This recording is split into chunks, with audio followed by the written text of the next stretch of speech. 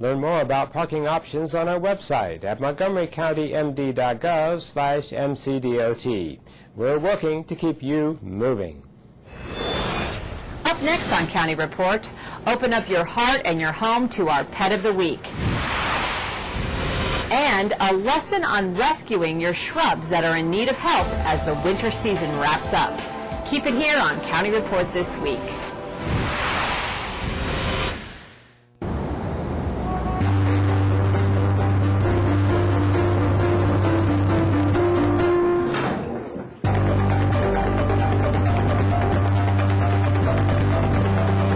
Big dreams and good grades aren't enough to get into college. There are actual steps you need to take. Finding someone who can help is the first and most important. For the next steps, go to knowhowtogo.org. These days it seems like everyone is trying to go green and use organic products. One business that has set up shop here in Montgomery County believes in making effective products from fresh organic fruits and vegetables. Susan Stark visits one of their stores at Montgomery Mall. I'm so excited. We are at Montgomery Mall at Lush Cosmetics, and with me is Jamie Vandover. Tell us, what is Lush? Lush is it's like a cosmetic deli. So all of our products are meant for your hair, your body. They're made with fresh, natural ingredients, essential oils, fruits and vegetables, things that you'd find in your deli. But instead of me telling you about them, why don't I show you? Absolutely, let's go. One of the biggest things we do are the Bath Bubble Bar slices. And these are basically like cakes that they take, they roll them out, they cut them, and then you can break pieces off in your tub as you're filling it up. And I'll show you guys how they work. So you basically just take a chunk of it, and you crumble it under the running water. And we don't have any running water here, so we kind of got to fake it. But we've got these pictures that we can show you. So this is a bath soap. Yep, it's going to give you like super big, super frothy, like Hollywood style bubbles. We're pretty serious about our bath thing. It's dry. Feels a little soapy. I got it. Okay. So this is our bath tap. Okay. So as the water hits these crumbles, you're going to get your bubbles. Awesome. And it's going to scent the water, it's going to color the water. This one's got... And these are the good bubbles. So what's the idea behind all these safe ingredients? I mean, are we really putting too much stuff on our skins? It definitely doesn't hurt to be more conscious about the ingredients that you're using. That's one of the reasons why we use so many organic, natural ingredients when we can, because it is better for your skin. You guys are doing a great job with the environment and just keeping us all healthy and sparkly and clean, so thank you very much. If you would like to find out more about Lush products, visit their website at lushusa.com. Our Pet of the Week this time is a handsome black and white male cat named Cheney. Here's Kathy Stanhope with his debut. Hi, this is Kathy Stanhope at the Montgomery County Humane Society with your Pet of the Week, and I am here with Cheney. Cheney is a very handsome, very debonair, unaltered male. As you can see, he's a black and white domestic shorthair. He is a very affectionate cat. I don't know if you can hear, but he's a purr machine. He's just been sitting and purring in my lap for the past 5 minutes. He's very sleek. He's very affectionate. He will need to be altered, but he's very friendly. He likes everybody, and look at him. He's just enjoying getting his head rubbed right now. If you want a cat that is a good lap cat and that is just a purr machine, you definitely want to come down to the Montgomery County Humane Society and see Cheney, because this is definitely a love sponge. He wants all the love he can get. So come down and see Cheney, or visit us on the web at mchumane.org, or give us a call at 240-773-5967. Come see Cheney, and you might go home with your new very best friend. In this week's Brookside Gardens Clips and Tips, we get some advice on how to repair those bushes that may have been damaged by the winter snow. Hi, I'm Phil Normandy, Plant Collections Manager here at sunny Brookside Gardens in Wheaton, Maryland. Did your plants suffer snow damage this winter? So did ours. This dwarf Japanese maple got smushed by the weight of the melting snow. This is a very valuable plant. As you can see, it's slow growing, very expensive, and it's really messed up. So what to do? The first thing I do is go in and look for branches that are really broken and take them off, as I've done here. Then I still see I have a couple more that are broken and not likely to come back, so I cut them off cleanly, like so. Then, for this particular piece, it's still attached, but I don't know how much. So I'm going to try something a little bit novel. I don't know if it's going to work or not. I'm going to actually try to reattach it. And I'm going to do it by means of this, using this simple drywall screw. I will go in and drill a pilot hole in the back of the branch. Someone will hold it up, and then I will put the screw in and try to attach these together. The plants won't really grow together, but it will keep the branch from breaking off, and hopefully we'll be able to save the limb, as it were. For more information, visit brooksidegardens.org. That does it for County Report this week. Tune in again next week for a look at what's going on inside Montgomery County. I'm Susan Kennedy. Thanks for watching.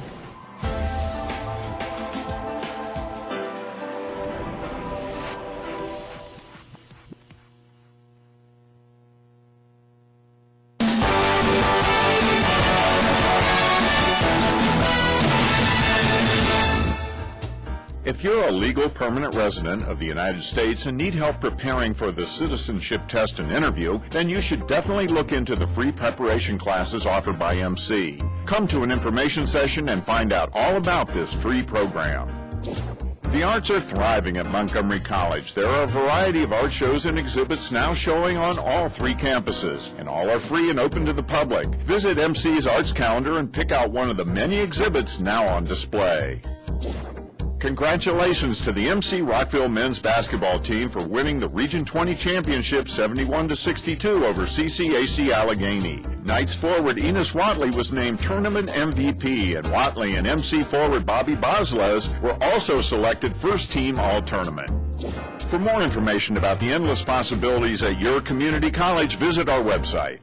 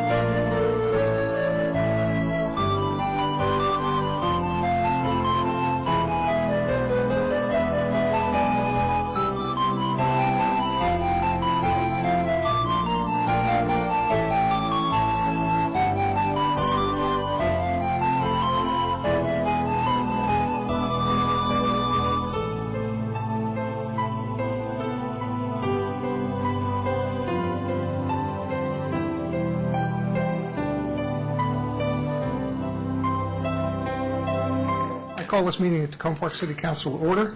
Will the clerk please call the roll? Mayor Williams. I'm here. Councilmember Wright. Here. Councilmember Clay. Here. Councilmember Robinson. Here. Councilmember Seaman. Present. Councilmember Snipper. Here. Councilmember Schultz. Here. Okay, the first item this evening is Ward 1 night, and this is an opportunity for us to hear from anybody from Ward 1, and this is your chance to tell us whatever you think we need to hear. And unlike public comment during the main part of the meeting, we don't put a time limit on you, so please be reasonable, but you won't hear the buzzer. And maybe before you start, well, I was going to make sure that you knew which staff was in the room, but some of them haven't made it in yet. Chief Rakucci is here, and I know that I saw the Public Works Director, Darrell Braithwaite, and Sarah Daines, Director of Housing and Community Development. They're probably still out in the hall. They will probably come in, but if you have particular things that can be addressed by department directors, they're here to listen and also to provide information. So anybody who would like to speak, if you want to come to the podium and identify yourselves, and welcome to Ward 1 night. Can I just say a quick word first? Sure. Sorry. Just if I could just say a quick word. Thank you so much for everyone coming out on Ward 1 night. I hope you enjoyed the wonderful desserts from our local restaurants. Roz Grigsby doesn't seem to be in the room, but she is the Executive Director of the Old Town Business Association, and it's through her hard work that those desserts actually got here. Actually, she enlisted her whole family to do it, so a big thank you. I look forward to hearing from all of you about any issue in the city or Ward 1, whether it's a budget issue. I know that many of you have played the budget game that the mayor and others have put together, so maybe you have items related to budget or taxation on your mind, or an issue that's particular to your street, or sidewalks has been a hotly debated and discussed item recently on the Penn listserv, but also on the council. So we're excited to hear about anything, and appreciate everyone coming out. Thank you. Hi, I'm Catherine Wakeland. I live at 7218 Holly Avenue. Excuse my voice, I'm a little hoarse tonight. And I thought I would start out with a bit of comic relief, maybe. Talking about parking and parking enforcement. We've had a lot of conversation about budget and where the budget can be altered, and suggesting that you cut parking enforcement aside from the Montgomery College neighborhood, which I think everybody would acknowledge needs to be enforced, is kind of like being a Republican saying you're going to balance the budget by cutting off funding to NPR. But at the same time, parking enforcement in the neighborhood where I live, it has become a game of getcha, and it starts out every year about the 1st of July when parking permits roll over, and the parking enforcement officer hands out a lot of tickets. Out of curiosity, I had a neighbor, a house guest, who got ticketed, I think, on the 1st of July. And I appealed her ticket. I took it through the process. To be fair, I had a nice telephone call from the police department. I had a nice telephone call from somebody in the city manager's office. But I wanted to take this particular issue to appeal because this was a house guest. I had given her a parking pass. She was running towards her car to put it in her car when the guy ticketed her. It was a game of gotcha, and it continued on our street off and on for probably 6 or 8 weeks, at which time I was told, don't worry, this guy also has crossing guard responsibilities, and once school starts, this will all stop, and then it will all start up again around the 1st of July of next year. I have no dog in this hunt because I have a very long driveway. I don't generally park on the street. I also would observe that the parking enforcement in my neighborhood was originally developed to discourage people from parking and walking to the metro station. As far as I know, I'm one of the few people on Holly Avenue that doesn't own at least 2 cars and maybe 3 or 4. And most of the time, the street's parked up anyway. It's not an issue of people parking and then commuting. And one of the things that happened last summer that got me particularly irritated was that the parking enforcement officer issued tickets to mothers of young children who were parking around Jekwee Park, and they lived in Tacoma Park, but they didn't live in a parking enforcement district, and so they didn't have a sticker on their cars that identified them as Tacoma Park residents, but they were targeted. And I think I wrote everybody and said, in effect, what are you going to do about this to the mayor and the council? I never got a response. It would be nice to have one. As I say, I really don't expect one, but I think that something needs to be done before July the 1st of this coming year, because it's going to happen again. The parking enforcement officer does his job extremely well. I would suggest that perhaps the city can find another position where he can work just as diligently. I would hate to see him lose his job. Thank you. Thank you.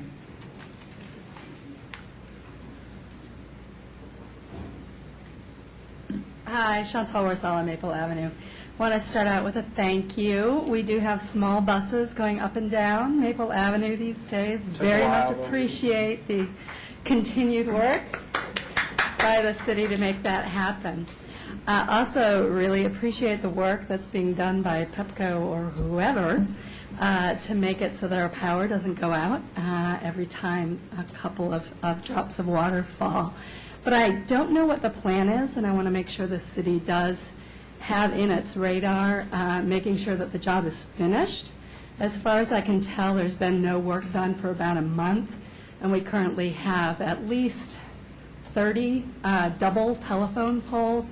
The new one with the old one still there, ground all dug up, a really, really attractive bright orange X on the old ones. I know it's on Maple and Tulip. That's where most of them are. So hoping to see that job finished, and I'm hoping the old ones go away. I don't even know if that's the plan, but at least hoping that's the case. Is it okay? Yeah. So we've been talking to the city manager about this quite a bit, actually, and she's diligently been working on it. The process is that Pepco has to finish their phase of the job, which we are trying to find out. I don't know if you have any new information. We've been trying to find out the due date of when that's supposed to happen. Because once they finish the job, they then send a note to the other utilities, the RCNs and the Comcast and the Verizons, and then they move their stuff to the new poles, and then they take down the old poles. So we at least know what the process is now. We don't have a date, because I asked that question many times. I thought they were done. Like, why are there two poles there still? But we're aware of it. We're pushing them to give us a completion date, but are completely aware that we don't want two poles and to have this situation cleaned up. So. And we are having quite a few houses in the neighborhood in the Tacoma House and Garden Tour in the first weekend of May, which might be a really nice target date to have the sidewalks look as nice as the gardens. Two other things on my list. One is I did want to even though it's not in my ward, note my opposition to Tacoma Park doing the land deal for Flower Avenue, given our history with the county and their not exactly stellar history of living up to their obligations to pay for things that we maintain for them. I just don't think that it's a good fiscally responsible move for the city at this point in time to actually expand the pavement that it's responsible for maintaining. And then the fourth thing was two related developments, the Metro EYA development and then the development also in the district at the corner of Carroll and Maple. Don't know if there are any updates or if the city's still tracking those, but just curious to know what's happening. I've asked the DC planning folks what's been happening. Every time I see one of them somewhere, I say, can you give me the latest? And I guess I would characterize the response as nothing particular happening yet, given the market, but essentially EYA is not going to give it up, given how hard they had to fight to take it this far. Okay. And the Eco Park situation is that there's still half of that lot, so there was 2 gas stations there at some points, right? Half of the lot, still one of the gas companies hasn't agreed to pay for the remediation of their half of the lot. And, half of the lot was done when another developer was engaged with the owner of the property. That developer has now dropped out, and it doesn't seem like, based on conversations, that there's any immediate construction plan or that being resolved. I don't know if you know anything else, Barb. I know in the city newsletter it was reported that construction was going to start, I think, in October or November of last year. That obviously hasn't occurred. I think that was just, we didn't check in with enough sources on that to know for certain. But we'll, Roz talks to the developer every couple months, and we're trying to move it forward. But there's kind of only so far you can push with the developer if they're not making progress. All right. Well, thank you.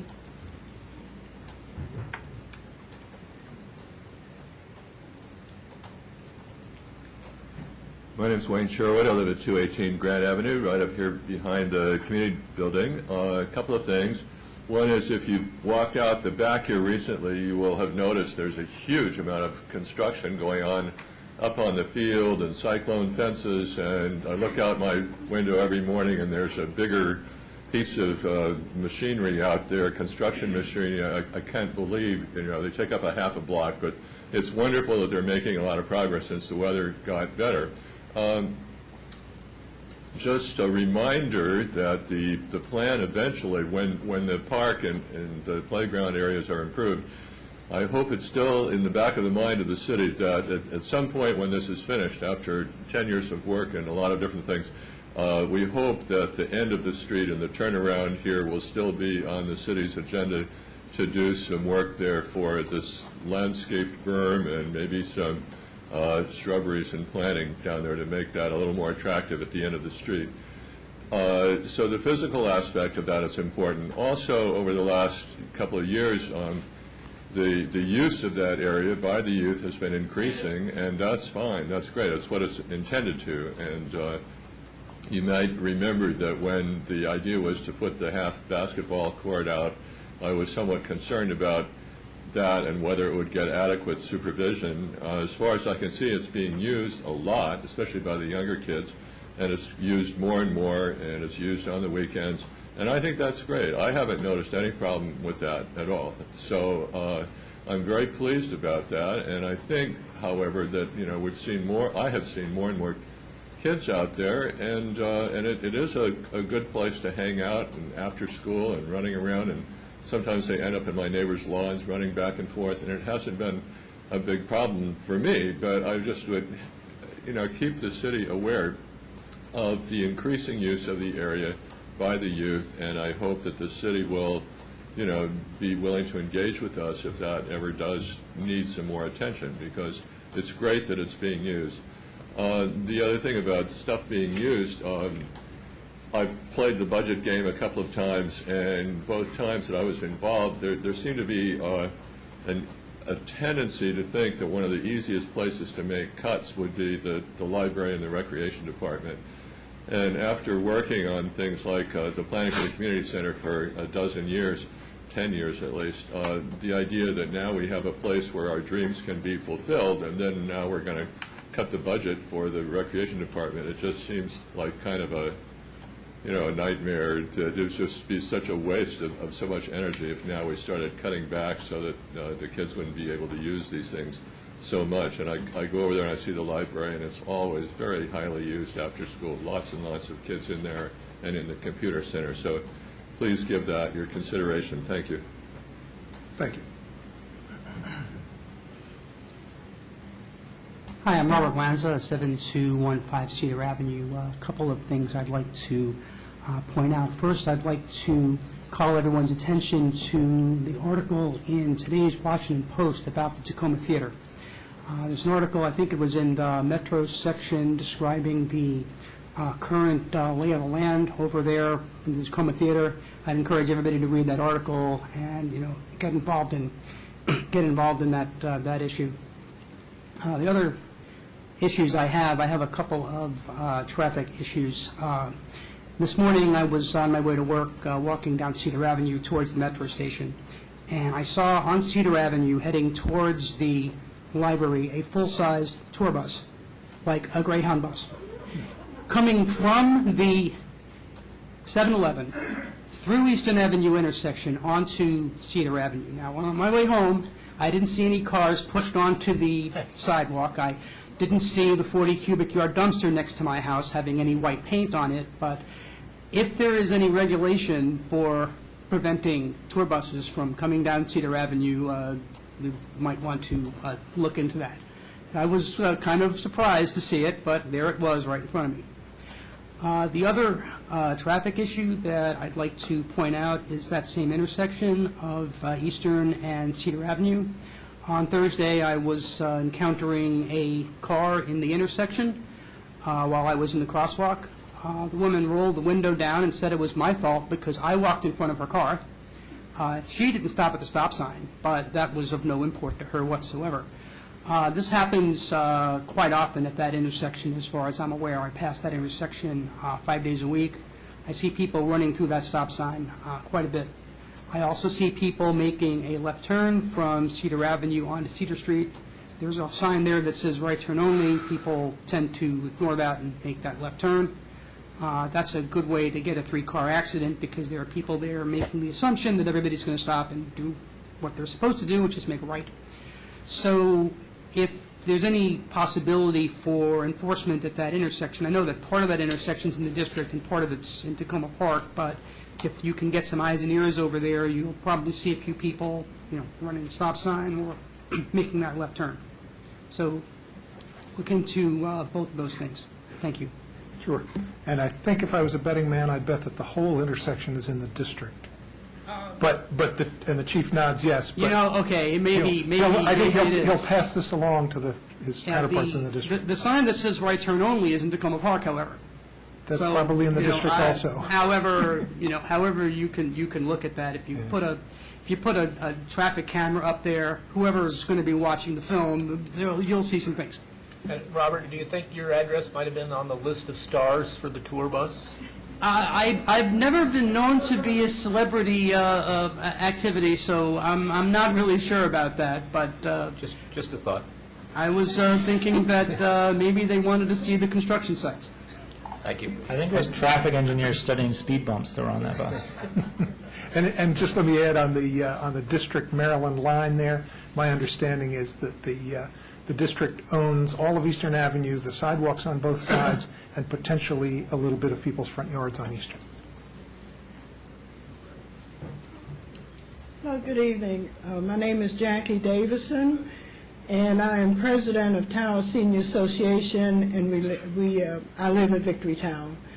And I have one question. The firehouse is gorgeous, as you promised us it would be. What's the status of the ladder truck? As you know, we are a 12-story building. And prior to the renovation, we were promised that once the renovation was completed, the ladder truck would be back at the new firehouse. So that's my concern. And if anybody, if you have some information, fine. And we're prepared to take whatever appropriate action there is to take regarding this. So the status is that the ladder truck is not being returned at this point.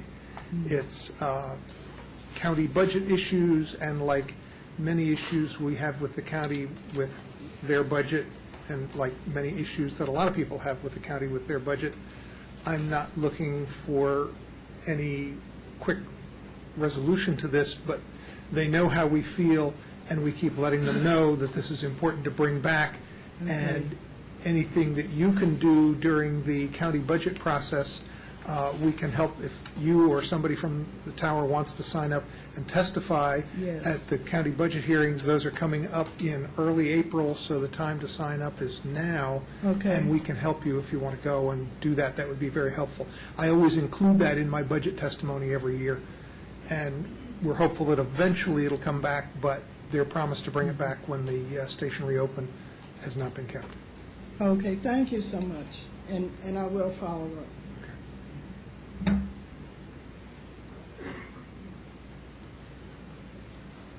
Hello, I'm Megan Scribner at 7321 Willow Avenue.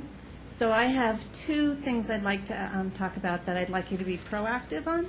One is around the metro. The one benefit for the economy tanking is that EYA and the development seems to be essentially put on hold. But as most of you know from the tour we did almost 2 years ago, that was last June, would be 2 years ago this June, the design that they have significantly worsens the ADA access as well as other problems. But that's a real issue, a real problem with the development that I think is something for us not to wait until we find out that EYA is pushing ahead on this and, again, trying to do catch-up, which is what we always are having to do, where it's always like, oh, my God, now it's coming up, and what are we going to do in response? And it seems to me, since we do know, and we can, with, taking people on tours of it or showing on the paper, areas where, for instance, it increases the ADA access to the elevator from 75 to 225 feet away. I mean, it's a huge move. So it seems to me it would be smart of us to get out ahead of it instead of trying to play catch-up just by, as you say, Bruce, it's great to keep checking in, but I think we should do more things about trying to find out what the ADA situation would be if it would move forward, not to wait until it got into a PUD process and we have to fight all the way along. We have this rare opportunity that almost everybody on the WMATA board that voted it in is no longer there.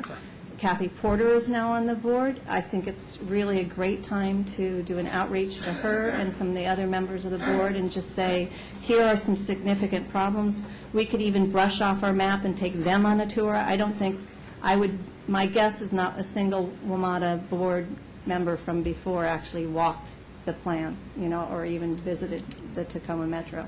And so an invitation from you all to say, let's revisit this before it gets back into the mesh of the PUD process, I think would be really smart. So I ask you to try and, it's not going to take more money, it's just making the steps and making some contact and trying to get some information conversation started.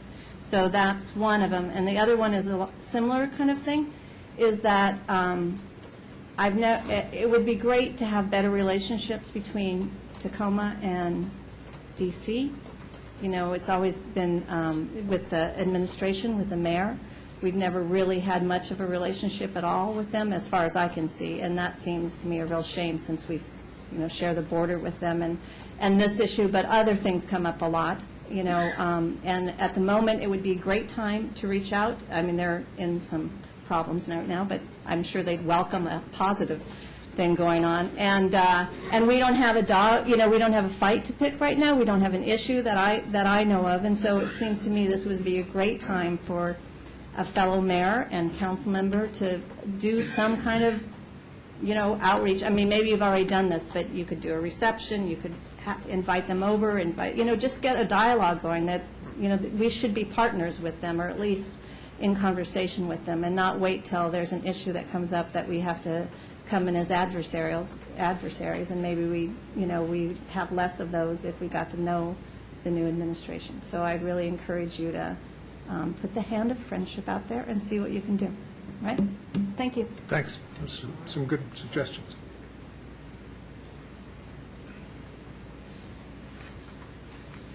Hello, my name is Tori Mattis. I live at 508 Tulip Avenue, and I have a couple of things I would like to say.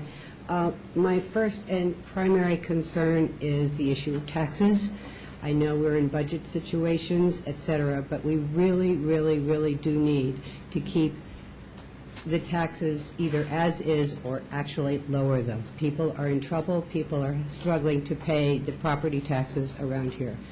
I know that this is also related to some other issues, but the city, I think, in the budget situation is really going to be in trouble even more so when the federal cuts start making their way down to this level.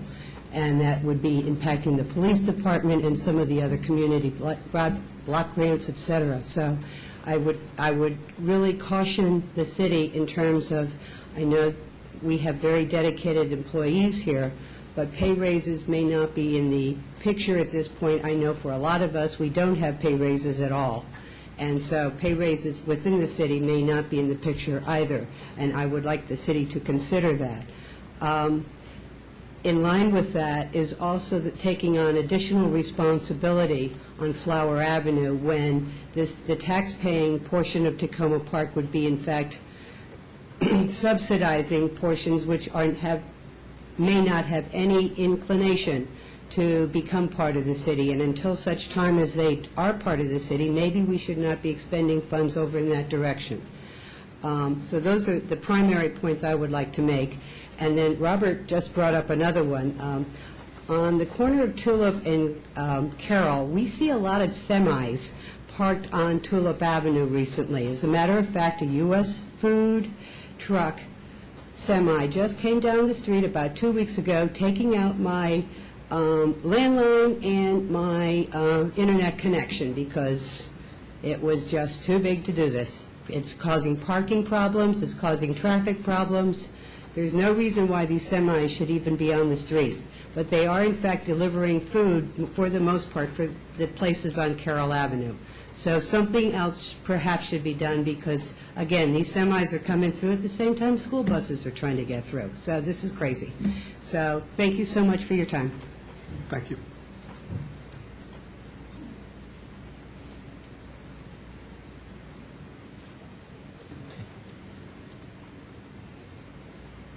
Bill Krasnowski, 7708 Tacoma Avenue.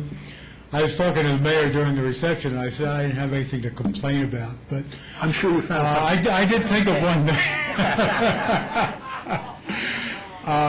This is not a new issue I want to talk about. I want to talk about Philadelphia Avenue, Route 410 between Piney Branch Road and Chicago. Like I said, it's not a new issue. I talked to Mayor Sharp about this. I talked to Mayor Porter about this. Talked to Council Member Rubin about this and Council Member Austin Lane about this, as have many of my fellow neighbors up in the North Tacoma area. That stretch of Route 410 is an extremely unsafe road. I don't know if that's part of the portion of 410 that we have recently discovered that we own or could get title to by paying $1 or something. But I, again, would like to strongly urge the city to do some things to manage traffic better on that road. A couple suggestions. One is that portion of Route 410 is 30 miles an hour, whereas most of the rest is 25. I think it'd be a great idea to take that down to 25 and get our police up there to enforce that, especially on the hill going down toward Piney Branch. The other thing is the intersection at Chicago and Philadelphia is a terribly unsafe intersection. It's an unsafe intersection because that is the primary point where public transportation, WMATA, Ride-On, etc., discourages students toward Montgomery College. And every day there are hundreds, maybe even thousands of students using that intersection back and forth. Unfortunately, there's no pullouts for the buses there, so they have to just sit at the stop sign, and cars are going around them across the double yellow line all the time. It's not unusual for me to see students scattering for their lives when cars come plowing around there. I know that the First Lady wants our kids to get more active, but I don't think this is really what she had in mind. It was with traffic. So I would strongly urge you, either as this body or by taking some leverage with the State Highway Administration, to help to resolve these two problems in particular on that stretch of Philadelphia Avenue, make it a little bit more safe for us. Thanks. We actually had an agreement with the state to put in something at Chicago and Philadelphia, which was a strip down the middle there with a series of posts so that someone, if they tried to pull around, the bus would actually have to drive through that stuff. And I'm not Some of those things in several times and they just get smashed. No, not just the paddles. This was more significant, and I don't know if I know as budget issues have become worse, the state has done less on things we request on the state highway, but we'll follow up with that. Okay, thanks. Yeah. Good evening. My name is Steve Shapiro, Willow Avenue, and I want to thank and compliment the council for this Ward 1 night. Thank you for your service. I actually came out here principally to hear what's on my neighbors' minds, and I share their concerns. I was only going to speak on one thing, but with the issue of Philadelphia Avenue, I'd like to resurrect my lone proposal. My late next-door neighbor, Elizabeth Bozarth, told me she was involved in the fight against the Northeast Freeway and all. But she told me the whole issue of Philadelphia Avenue becoming East-West Highway coming through Tacoma Park was a big issue, I think she said, in the late 1920s. And she said the state promised all these wonderful things for Tacoma Park, and all Tacoma Park got out of East-West Highway coming through there was cutting the city in two. We've seen Sligo Creek Parkway closed on Sundays for recreational purposes, bicycles and all. And while I could envision a permanent closure of Philadelphia Avenue through traffic, making it into a pedestrian mall with gathering places, vendors, people doing musicians and all that, I would propose, with the issue of who owns this and what can be done, at least trying on Sundays or Saturdays and Sundays, if there can be a pilot, similar to Sligo Creek Park, only having it as a gathering place, closing off Philadelphia Avenue for 1 or 2 days over the weekends, seeing if it takes off or not. The principal issue I wanted to address to you became in sharp focus to me last winter during the February snows. And at that time, I spoke to Josh, to Terry, and to Bruce, where we had lost power, the roads were impassable, and on a Saturday, I found myself with my neighbors without heat, and hour by hour by hour, the house getting colder and colder and colder, and no place to go to get warm or stay warm. The idea of opening up the community center or a local school rather than the county telling people to get in their cars, dig out your cars and go on the impassable roads to someplace up in Rockville, it just seems to me it would be a natural here to open up this building and to arrange for the school or 1 or 2 schools to be open. Talk is that Barb was resistant to this. Council may not be behind it, but the reality is you all can make it happen. Similarly, in the summertime, people on fixed incomes and others may not be able to cool their houses in the worst of the heat, and there is risk, particularly among the elderly and the very young, similar to the risks of what can happen in a cold house in the middle of winter. There's the risk of heat stroke in the very hot, humid weather. And I call on you to at least develop a feasibility group, a feasibility study. I would be happy to sit on as a citizen participant on such a group if it's formed to see what can be done.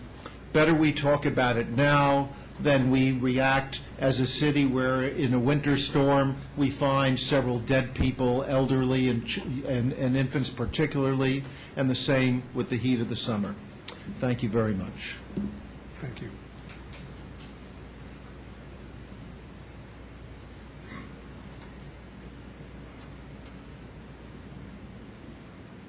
Good evening. My name is Ann Ludlow. I live at Victory Tower on Carroll Avenue. And first of all, it seems like the last gentleman that spoke would be a good candidate for the Emergency Preparedness Committee of the city. We're looking for more people. So one of the things that we've talked about, so it might be of interest. I want to talk about sidewalks, and as you know, Victory Tower, it has a lot of residents. There are 187 apartments. Probably only 35 or 40 of them have automobiles. So their way to get around is to use the sidewalks and to walk and take buses. And a lot of our people have walkers that they use. There are quite a few in wheelchairs and motorized scooters. So sidewalks are a very good thing for us to have and to use. One of the problems with walkers and wheelchairs on a brick sidewalk is a lot of discomfort. And I know that they look nice, but people have a lot of difficulty using them. There have been some very good improvements made in the sidewalks. The intersection of Carroll and Westmoreland that was done a few years ago has improved things a lot. It still doesn't work for people with wheelchairs, but it does help us walkers. The stretch of sidewalk from Victory Tower to the fire station is great, and after you get past the fire station, it's not so good to get to the co-op. So those are there are some really helpful things that have been done, but the sidewalks, I think, should be constantly watched. A little bump in a sidewalk can send somebody sprawling, and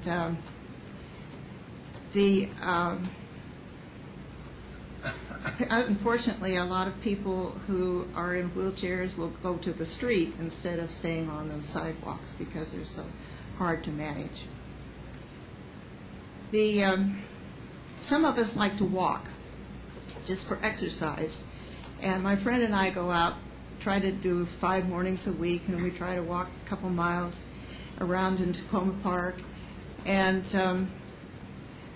we have some of the same problem with the bricks, especially on the way down to the metro. They're in D.C., they're even worse. And some of the walkways the bushes hang over and the limbs, and so you have to sort of duck and move around to get through. A few places the people have let their grass and bushes and so forth actually grow over the cement, so that in the one section where we go, that if you meet somebody, one person has to move to the parking area to pass, or you stop and wait for one to go by, and then so those are little things that would be helpful if we could have it reviewed, and it would probably also be good for some of us to report those particular places where they are and get some help that way. But did want to say thank you. One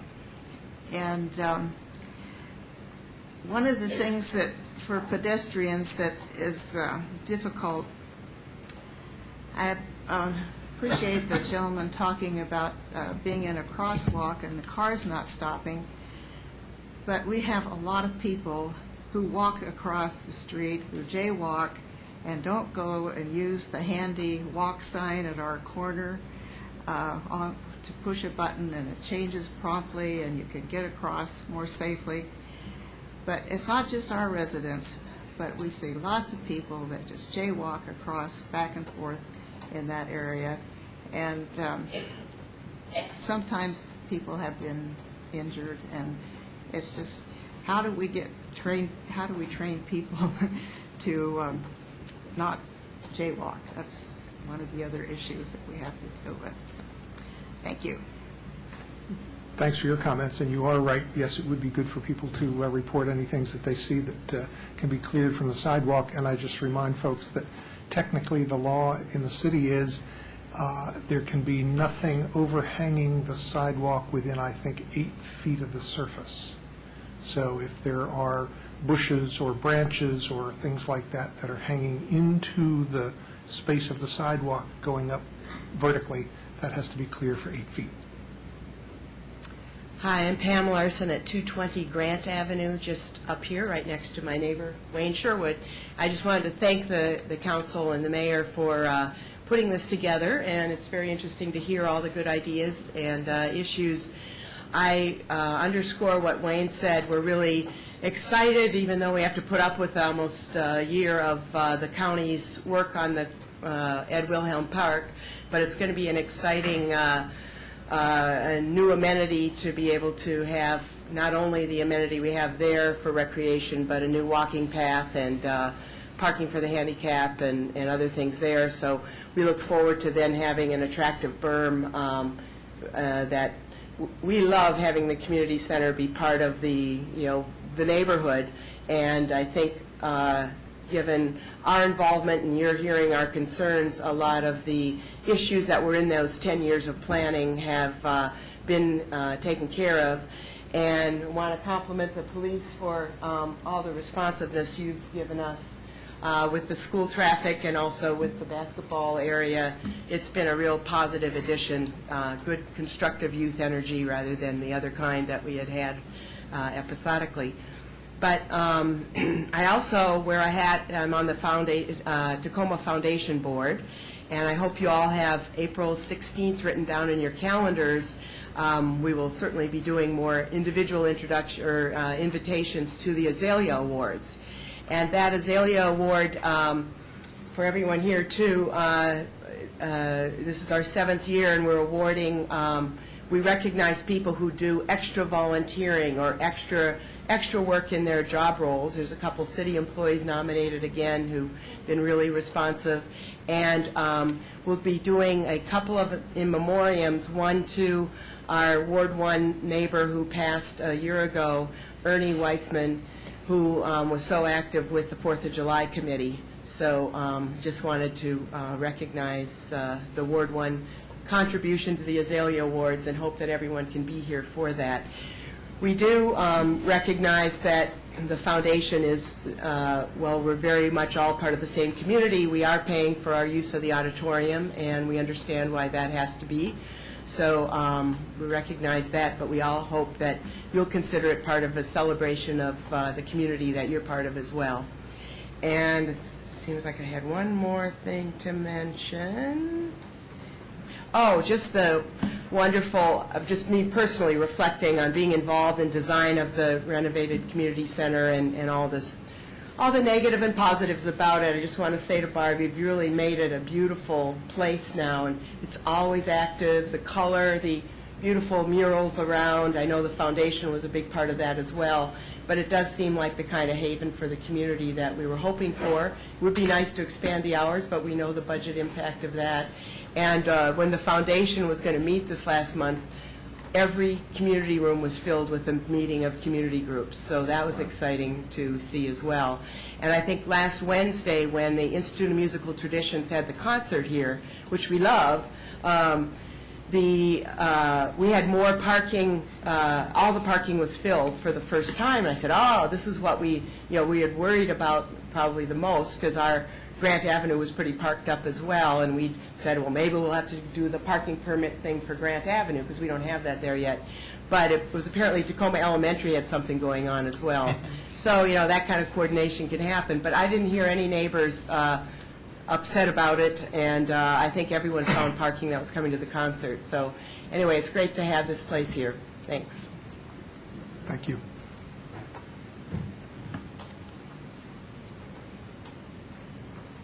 Seth Grimes, 7300 Willow Avenue.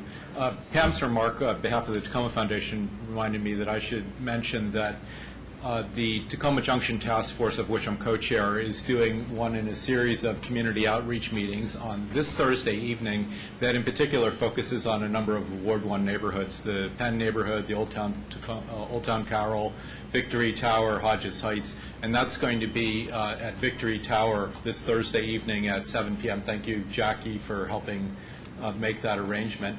I will also thank you for the opportunity to speak. I think things are going pretty well in the city overall. The administration in every department is operating quite well, and it's great to have the open channel, as always, for communications with the council. I could do a lot of Me Too on various issues, but I won't. I'll just mention a couple that other people have not raised.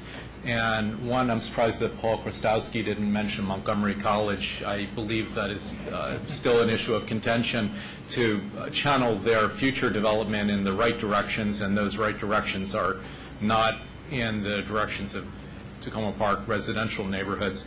So that's one thing. And then a second thing, I guess included within Ward 1 is the Old Tacoma area. As you all know, I think I'm a board member of the Old Tacoma Business Association. Once again, OTBA will hope to get financial support from the city in recognition of the economic business development services it provides, which includes, and someone mentioned, the brick parking lots out in front of the Tacoma Business Tower, which are in the district. OTBA has been working on getting stuff like that repaired. So, just basic functions. There are functions, I believe the city staff said last year, that would cost the city a lot of money, more than OTBA gets to have the city perform itself. I am an advocate for all of the business districts in Tacoma Park, not just for Old Tacoma. I think that the new Ave effort is great on New Hampshire Avenue. I hope that the city will continue to put staff and financial resources and to work with the other jurisdictional partners to gain those resources for revitalization of New Hampshire Avenue, the area around University and New Hampshire as well, and then the small business districts along Maple Avenue and Flower Avenue. So those are the only issues I have, but overall I think that things are in general pretty good. Certainly I would say, except for the budget situation, the best that in the 14 or 15 years that I've lived in Tacoma Park. So thank you. Thank you.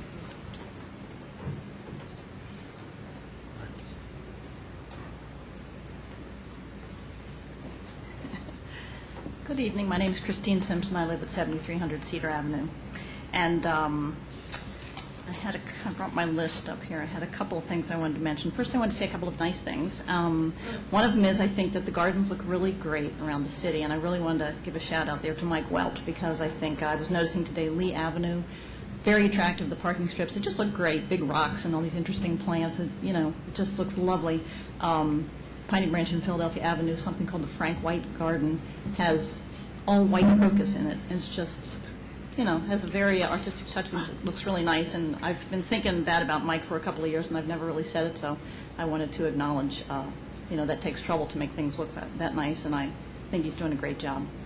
I also wanted to give a shout out to the police department, because I've noticed there's been some police cars sitting on Tulip Avenue at the intersection of Cedar and Tulip. My street is Cedar, and it's comforting to see them there. It doesn't, it seems to be, I've seen them on a kind of a regular basis in the past month or so. It's been kind of nice. And in fact, I was working in my yard the other day, and as sometimes happens, somebody sped up the hill and, hit the speed bump really quickly, and I thought, why do people like to do that on the speed bump? And one of Tacoma Park's finest was right behind that car, and he tried to do a fast one and go down Birch Avenue, and the police car was right on him and stopped him, and it was DUI. And so I thought that was an impressive bit of police work. It's small potatoes compared to what they're doing, but we do appreciate it, so thank you for that.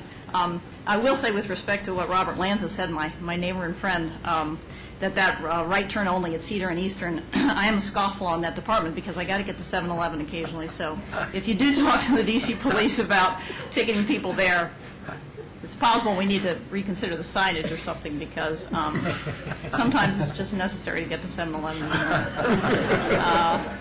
What do you need at 7-Eleven? Milk. Back to some more serious stuff, though. I wanted to support everything that Megan Scribner said. We've worked together for a long time, as you all know, on the Metro issue, and I did call the person today at the planning office. Her name is Malika Abernathy. You may know that. And she's the Ward 4 planner for the D.C. Planning Office, and her number is 202-442-7600. And anybody can call her. She did not answer the phone today. I left her a message. But when I last spoke to her, which was probably late December, she said that no application had yet been submitted for PUD review, which is basically the zoning review process. So, but she invited me to call anytime, and I hope other people will do it as well. I think, Megan's thoughts are good, that you sort of extend the hand of friendship there and show our interest and mutual interest, I think, in that development there.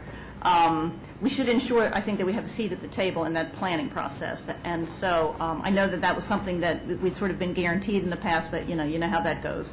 So I think it does affect us a lot. It happens not to be in Maryland or in Tacoma Park, but it affects all of the residents, most especially the people in Ward 1. So we deserve to be heard there, and we should insist that we are heard.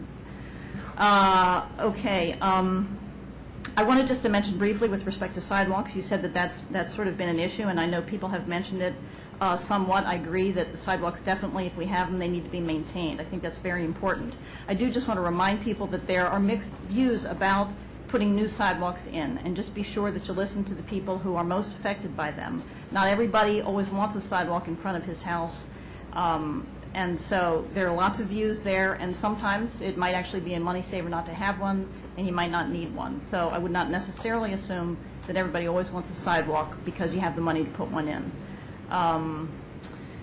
I wanted to also, with respect to sidewalks, I wanted to talk about, the overgrowth and code enforcement. This is an issue for people on my street, for properties that fall into disrepair, and I think it's important that we have a city office that does this and follows through.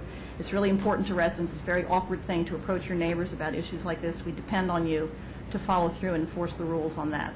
And last of all, just something I wanted to mention, just so you know about it, the Bank of America, that lovely old historic building up there, has a parking lot behind it that it shares with the Wackenhut people, and it's all on private property, and there's not really much the city can do, but I wanted to first of all express my gratitude because the city's been very supportive in writing letters and encouraging the bank to listen to me and others who are interested to try to beautify that parking lot a little bit. And so far we've been unsuccessful, but we're still working on it. So I just want you to know, if anybody ever mentions it to you, that the city is on record, and so is Historic Tacoma, and so is Old Tacoma residents and Old Tacoma business, all support improving the look of that parking lot. And Daryl Braithwaite and Josh have attended meetings. It's not a complicated thing to do, and they kind of keep ignoring us. So I'm still working away at that, and I'm not asking you to do anything, just want you to be aware that that's still on the burner as it has been since 2006, and I'll try to have more luck this year. Thanks for all your work. Thank you. Thank you.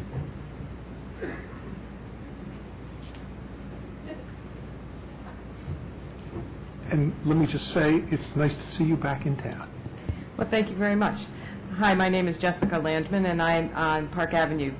And I've been away from Tacoma Park for the last 5 years, approximately, and I've just gotten back. And it gives you the benefit of looking at your community with new eyes to go away for a while and come back.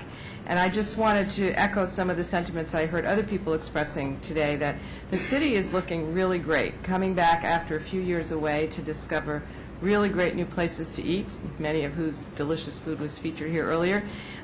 Ace Hardware, an excellent addition to the neighborhood, and just generally the improvements in Main Street, improvements downtown, have really made the place look considerably more cheerful and upbeat than they were when I left. And so it's really nice to have that perspective on things and to see your community blossoming the way that it is. So I wanted to say thank you for that.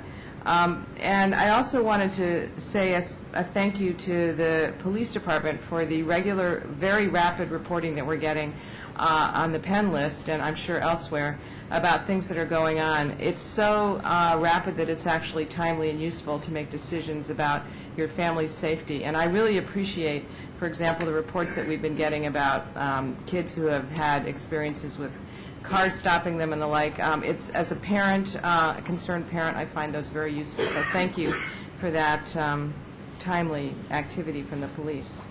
There are a couple of things I wanted to suggest, and one of them has to do with the Metro. My colleagues and friends from the Metro have been working hard at that during my absence, and I'm pleased to support the comments that were made by Megan and Chris about being proactive with respect to EYA. I wanted to suggest another area for Tacoma Park to be proactive, and that is to see whether, especially with the help of Kathy Porter in her new role, we could do something to make the parking lot at the Metro more useful and helpful for the residents of Tacoma Park. The signage there is something like something out of a bad novel. If you read those signs and try and figure out when you can park and where you can park, you know, it feels like you're at Alice in Wonderland. You can't figure out whether there's ever a time when you can leave your car there somehow. And I know that there's a long history of not wanting that lot to turn into a commuter lot, and therefore not to have parking go all day, and I'm fine with that. That's a perfectly sensible idea. But why not make it more usable and useful for the community? Go ahead and charge $1 an hour, which is what it is now, but make it so that you could say, for example, park anywhere for up to 5 hours or something like that, so that there would still be lack of use of the lot for commuting, but a more reasonable use of it for residents of the city.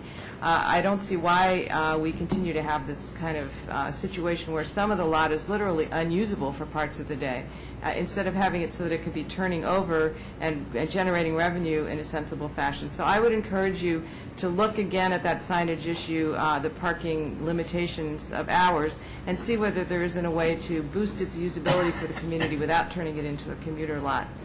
And my second suggestion has to do with a corner that's been beautified since I left, which is the corner where Maple and Philadelphia meet, where the beautiful new mosaic on the library really is a standout. Every time I drive by there at night and the lights sparkle on those mirrors, I think, wow, what a great addition to the neighborhood. And it's made me hungry for more. There's another building on that corner, which is the one opposite, where we could look at it as we step out of here. It's the one that is some kind of a switching station. It's got to be the ugliest building in the neighborhood, but in my mind, I look at it now as a blank canvas. What could we do to the exterior of that building to make this corner into another artistic triumph? So I know that they're not likely to want a bunch of elementary school students clambering over that high voltage space, but perhaps with a little proactive activity on the part of the City Council, we could figure out a way to turn an eyesore into a beautiful piece of art. So good luck with that idea. Thank you. Thank you.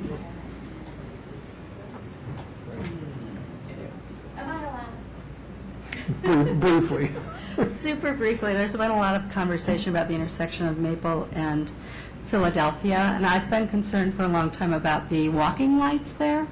As far as I can understand, they do not work unless you actually push a button, which is not a very good idea given the number of children that use that intersection and folks coming here, going to the library, going to the schools. I have sat there with my family for 3 or 4 cycles of the light, never actually getting a walk light. I don't understand how they work. I'm pretty sure they're the State Highway Administration's lights, but if they are in fact keyed in a way that they only work if you push the button, it would be really great if they could be automatic, because we've got a lot of kids and it's a really pretty scary intersection even for grown-ups. And I wouldn't want kids to dart across because they can't figure out when they can walk. So, thanks. Thanks.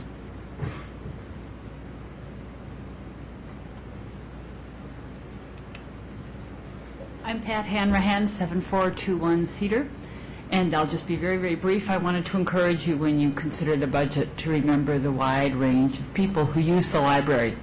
Children with lots of activities and books, kids, teens who use it to prepare for college with the programs they have for them, and adults who use the book groups, as well as people who use the computer center, people who may not have computers at home or may not be Wi-Fi'd at home, and use the library for a variety of purposes. For books, certainly, but for research, for the computers, and as a good place to go after school where you can do your homework. So remember those people, too, when you're considering the budget and the cuts that you maybe will have to take to the library. I hope you don't, but I just wanted you to keep that in mind. Thanks very much. Thank you.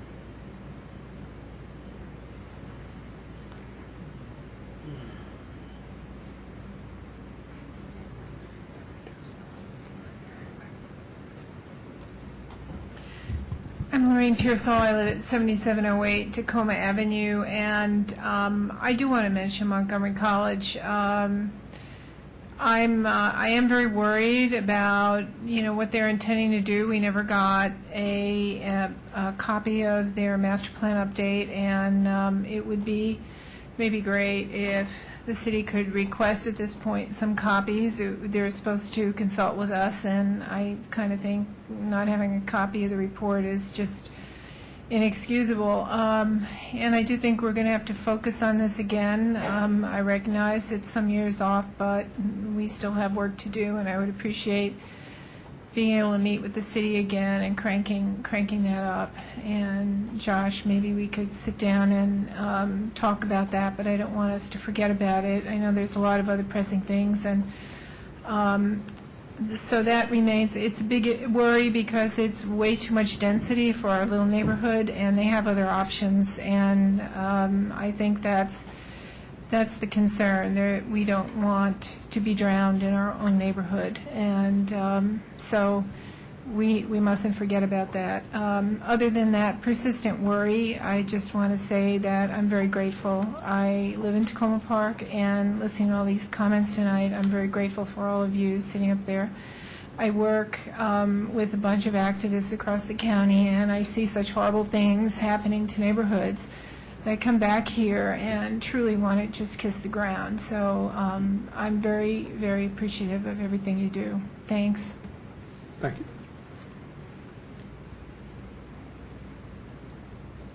Anybody else?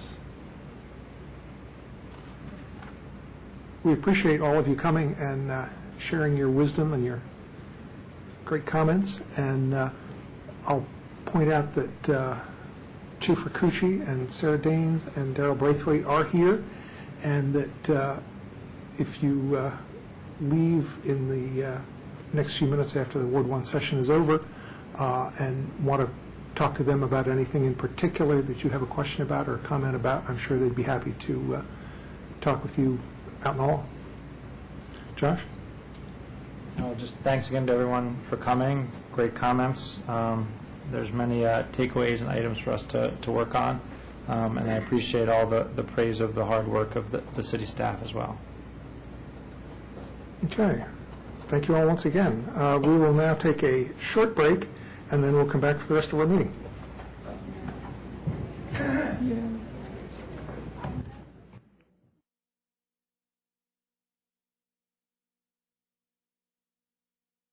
There are none, and the scheduling update.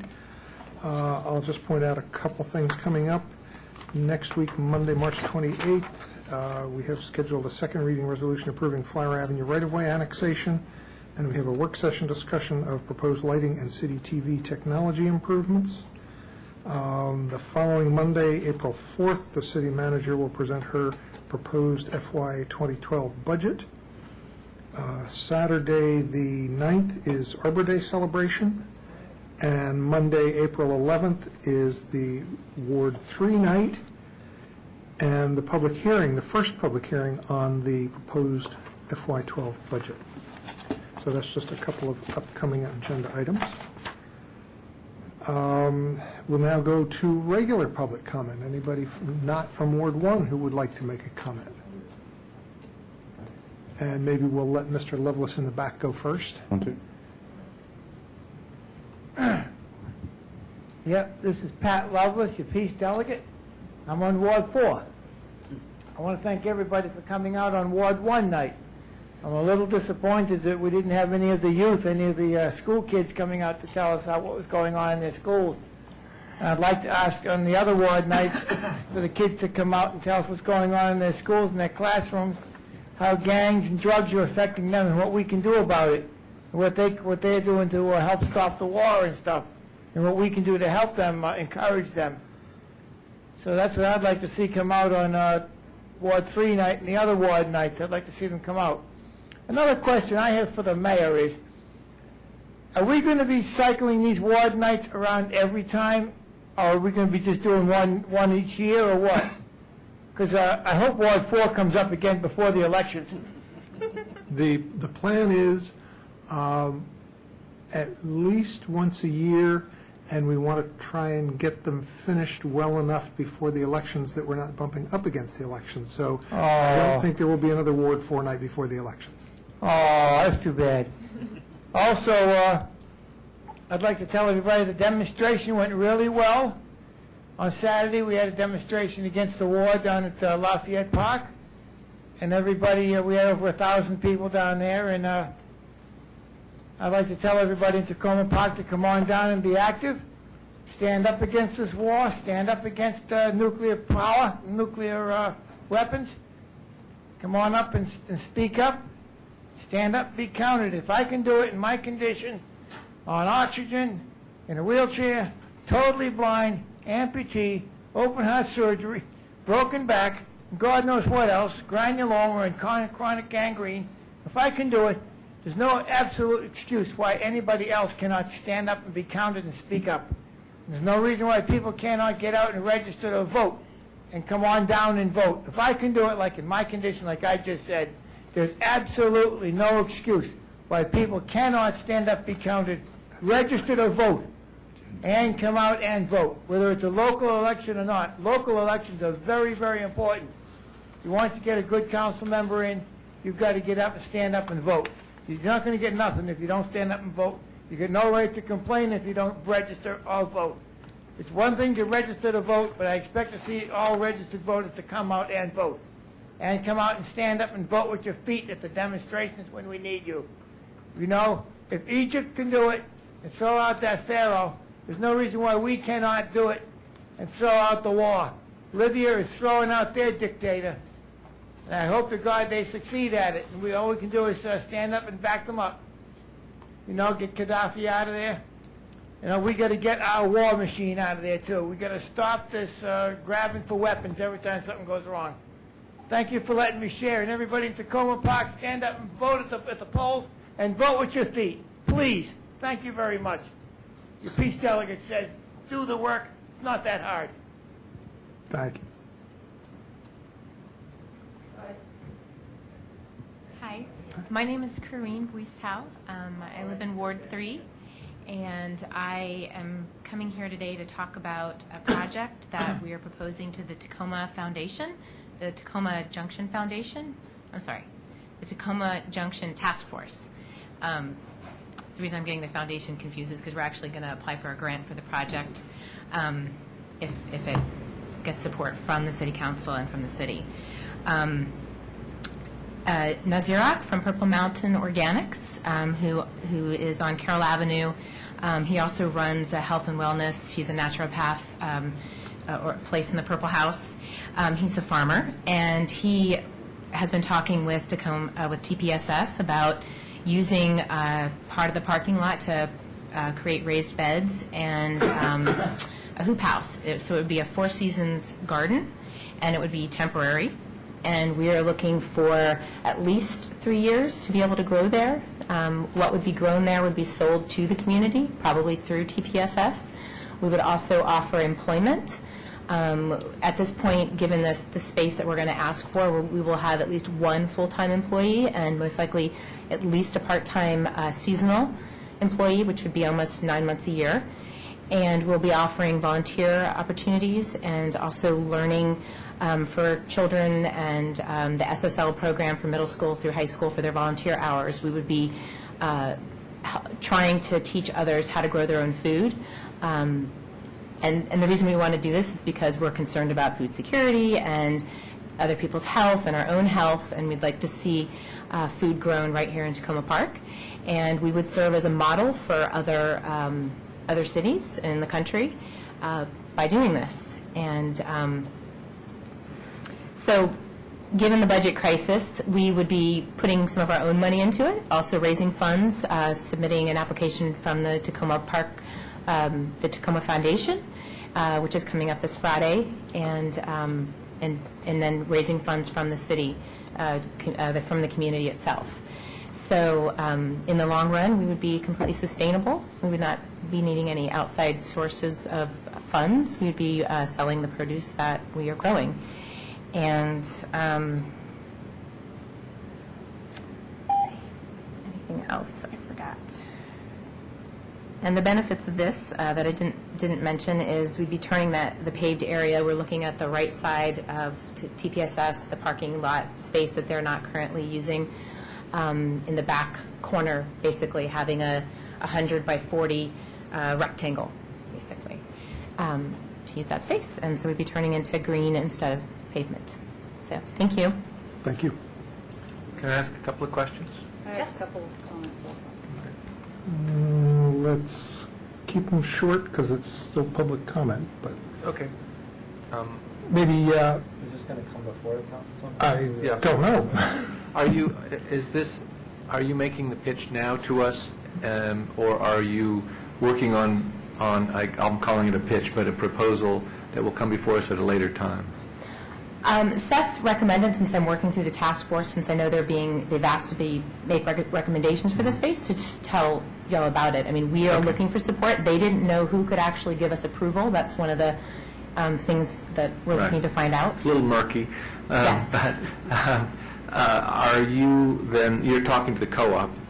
We have support from the co-op, and we're working for the board to give us written, consent. Are you asking them to allocate some of the space that they're leasing from the city? No.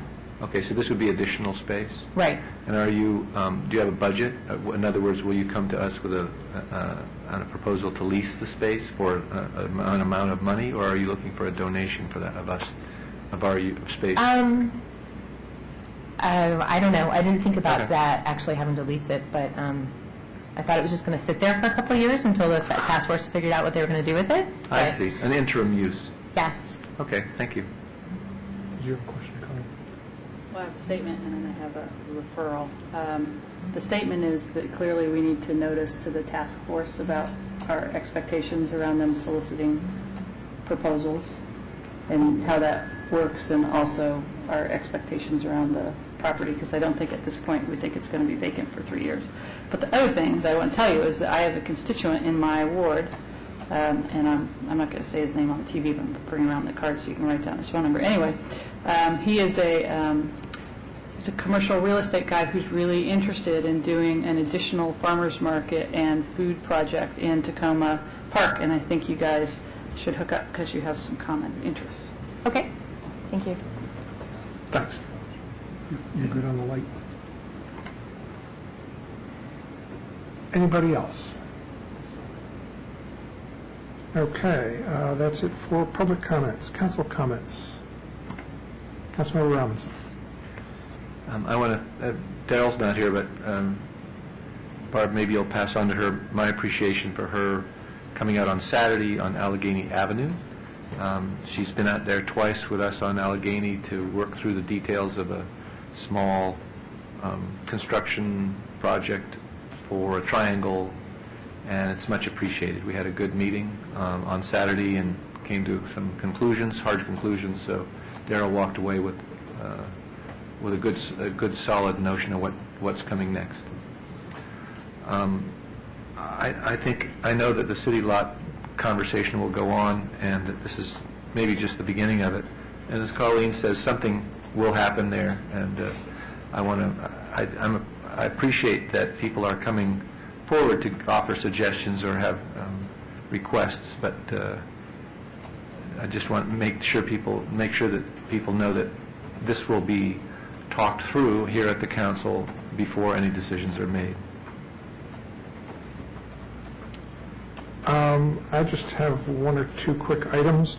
I just wanted to mention that the Montgomery County chapter of the Maryland Municipal League met with the Montgomery County Council last Thursday for our annual meeting, and I thought the conversation among all of the officials was excellent, and it was interesting to me that a lot of other elected officials from other municipalities in the county brought up tax duplication to the county council members, and were very strong in their arguments that this is not something that is like us getting money like we were a county department or anything like that, and that this was residents that belongs to, this is money that belongs to the residents of the city because they're the ones who pay for the services that they don't get. And I think there was a very receptive audience in the county council members who were there. They were hearing it from, 5, 6, 8, 10 different elected officials who were reinforcing each other's points and making really strong arguments for the county council to understand how the municipalities feel about tax duplication. And it was the strongest that I have heard colleagues from other municipalities get behind this at any point in the time that I've been an elected official. So I thought it was very helpful. And Councilmember Snipper might want to add his thoughts on that.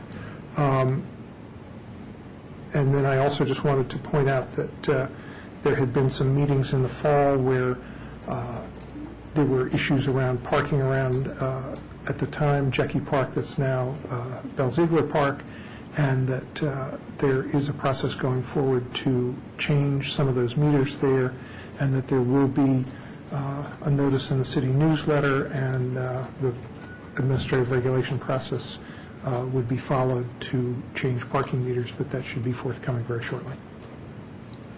Anybody else? Do you want to comment anything about the county council? Sure. Councilmember Snipper.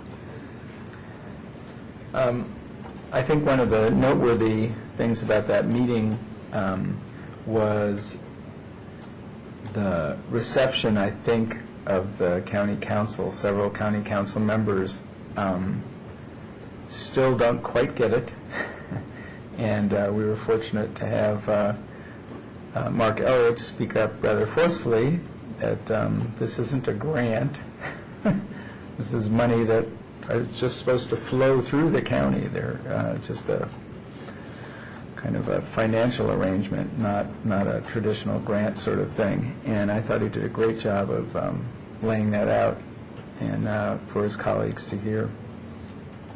And I'll just add that as a result of those conversations, the county council said, which they've said before, that it hasn't happened, right.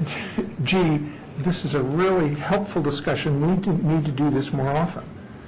So I pledged as president of the chapter that the president of the council and I would make that happen, and the target date for the next meeting of the municipal elected officials and the county council is before the deadline for the process for submitting local bills to the state legislature next fall, so that we don't get at cross purposes with each other about various bills that are submitted, and that if there are opportunities for mutual support of things, that we can do that we need to coordinate with the county as well on that. So hopefully that will happen, and it's kind of up to me to make it happen. So it will happen. Councilmember Schultz. Thank you. At a recent meeting of the New Hampshire Gardens Citizens Association about a week ago, there was a number of comments. We had a good turnout because County Council member Nancy Florine was invited. A number of comments were made about the litter in Ward 6. It just seems to collect from goodness knows where, and somebody asked the question, which I'm just going to forward here, about is it possible for there to be kind of a municipal, for lack of a better word, trash cans put on one or two corners, let's say, in the ward that the city would pick up when it's regular rounds of trash pickup?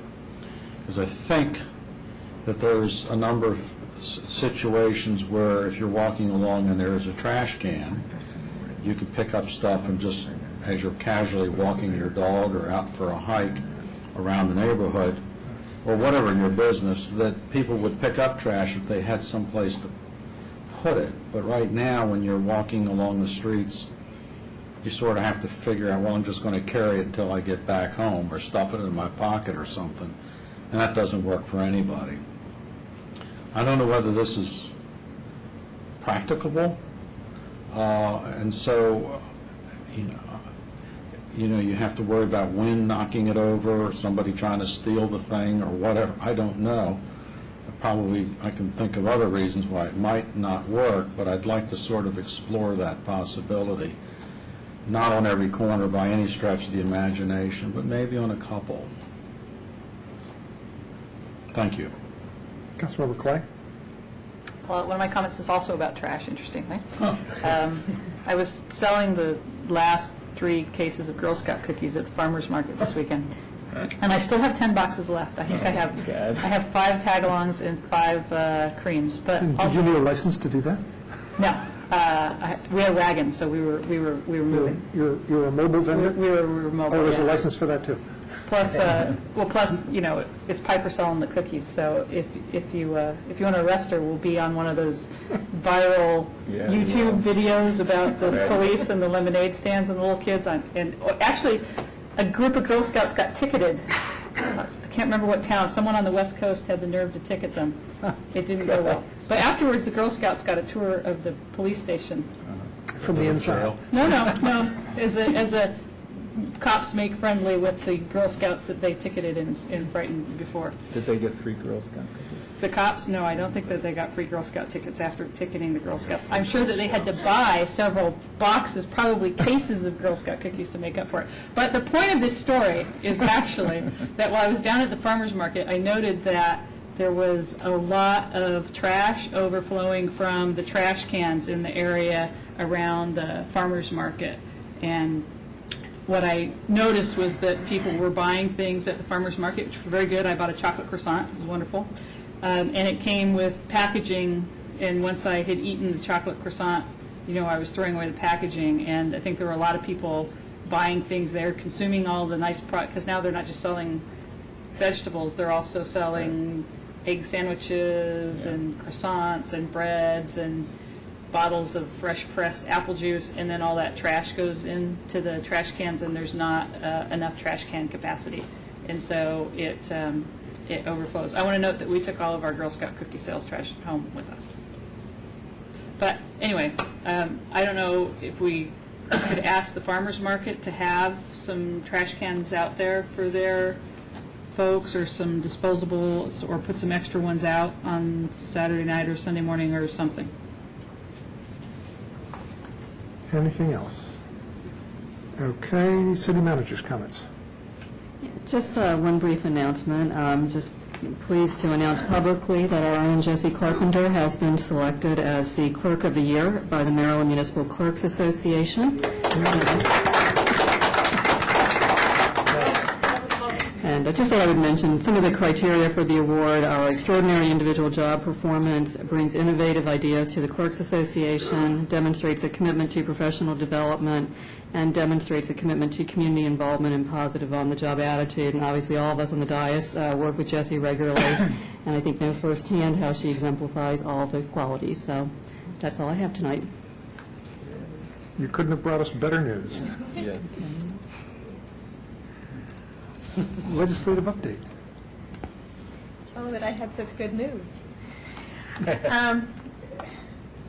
Councilmember Schultz and I attended the Montgomery delegation meeting last Friday morning concerning the Tacoma Park alcoholic beverage bill. And I think that those who have been involved in this and I have been rather surprised at the hardball political nature of this particular bill and some of the games that have been played around it. I do, though, really appreciate the work of our District 20 delegation and of the leadership of the Montgomery delegation to try to be very responsible in how to handle the interest in this. The bill allows for certain restaurants, would allow for certain restaurants in Tacoma Park to be able to sell beer and wine to take out in addition to consume on site. It has a second provision which would provide that an applicant would first come before the City Council to rule on the application before it would start the Montgomery County Board of License Commissioners process for review of an alcoholic beverage license. And this is a new process for Maryland, which has caused some people to be concerned about setting a precedent. We have now 2 opinions by the Attorney General's office that says it's fine to do this. It's legally, it's constitutional, and that it otherwise meets the standards in the state. If the state legislature passes it, that's fine. The activity can happen. The discussion within the Montgomery delegation was cut short because the House meeting was beginning, and so the bells started ringing and people were leaving. And so it's going to be picked up again Wednesday morning at 9 a.m. And I think Councilmember Schultz and I are going to go back and appear again and complete the discussion. The sense that we have is that the Montgomery delegation will affirm its earlier position in support of the full bill. It is very possible that the alcohol subcommittee of the Economic Matters Committee may try to remove the provision that allows the City Council to consider the application before it starts the Montgomery County process. If it does that, then it is likely that the chair of the Montgomery delegation, Brian Feldman, who's on the Economic Matters Committee, and Tom Hucker from District 20, who's also on the Economic Matters Committee, would ask for a full committee vote to try to restore the Tacoma Park role, if that is what the Tacoma Park City Council wishes to have happen. And we have been asked, and I have passed this along in email, if the City Council, how strongly the City Council feels about that provision. Is it more important to have the license, the possibility of an applicant being able to sell beer and wine to go occur, or is it more important to you at this point to have both the provisions of the license and the Tacoma Park City Council role? And I guess the reason that I'm asking that is when we first discussed that this provision early before the General Assembly started, it was kind of like, well, the City Council provision, we don't know if we'll get that, but you know, if we could, that would be, we should try for it. But that wasn't the most important thing. The dynamics have kind of changed through this process, and the 2 Attorney General's positions that allow municipalities to take this role may have made this more of a case about municipal authority. And so I wanted to bring this back to you to see what we should tell our District 20 folks as to how you'd like to, you know, do you want to go for everything, or is there one thing that's more important than another during this session? I think it's exactly right that it has become an issue about municipal authority, and I think the process by which it went forward has made it incumbent on us to follow through on making sure that we get that provision. If the Montgomery delegation had originally defeated it, I think we might have lived with that and gone forward with the rest of the bill, but I think given the overwhelming support in the delegation, it was 20-2, that I think it became an issue also about local courtesy. Right. And I think that, so we're not only dealing with an issue of local courtesy, that the policy committees are supposed to do what the county delegations request for local bills, but it's also a question of when they start monkeying around with it and then saying that municipalities shouldn't have any place in this. In fact, there's a municipality that has full authority in liquor licenses, and that's the city of Annapolis. Anne Arundel County does not do the licenses in the city of Annapolis. Only the city does. So to say that, you know, we would be creating a precedent. Well, it's a precedent in that we would have a little bit of a role in the county process, but we would not be the first municipality in the state to have the authority to have any concern about liquor licensing. And so I would like to see us press this as much as we can. Councilmember Wright. I totally wholeheartedly agree with the mayor. I think, I have a little bit of a different opinion about recollection of the discussion at the time. I know I was a proponent, I don't know if I proposed it or just stole the idea from Councilmember Clay, as I do usually, about... You get all your good ideas. About us actually having, I don't think of it as denial, but concurrent approval or some approval process along with the county. And I think it's just a completely reasonable approach. We're the place that would be most affected by having a liquor license in a location or not. It's our residents, it's our Public Works Department that would have to clean up if there were a lot of trash created by it. It's our police department if we chose unwisely about the location of the licensee. I just think it is a totally reasonable request, and I think it's actually totally ridiculous if the state denies us, and I think the Attorney General is absolutely correct. Councilmember Clay. I don't want to agree with Councilmember Wright, because, I can't do that. So I'm going to agree with the mayor. And I'm going to add an additional comment to it, and that is that, to me, that this is kind of the heart of the challenges of being a municipality in Maryland, but also if you don't live in a municipality in Maryland, this is kind of what's wrong with the system, because it gets the county and the state involved in every part of the minutia of the actions that should be delegated to the lowest possible level of government for a given action. And so, to me, this, in the big picture, this is part of why we pay so much in taxes and get these kinds of crazy one-size-fits-all solutions, when we could have much better government if we delegated these kinds of things to the local level. And just as a reminder, the county folks supported us having this ability. Right. That's right.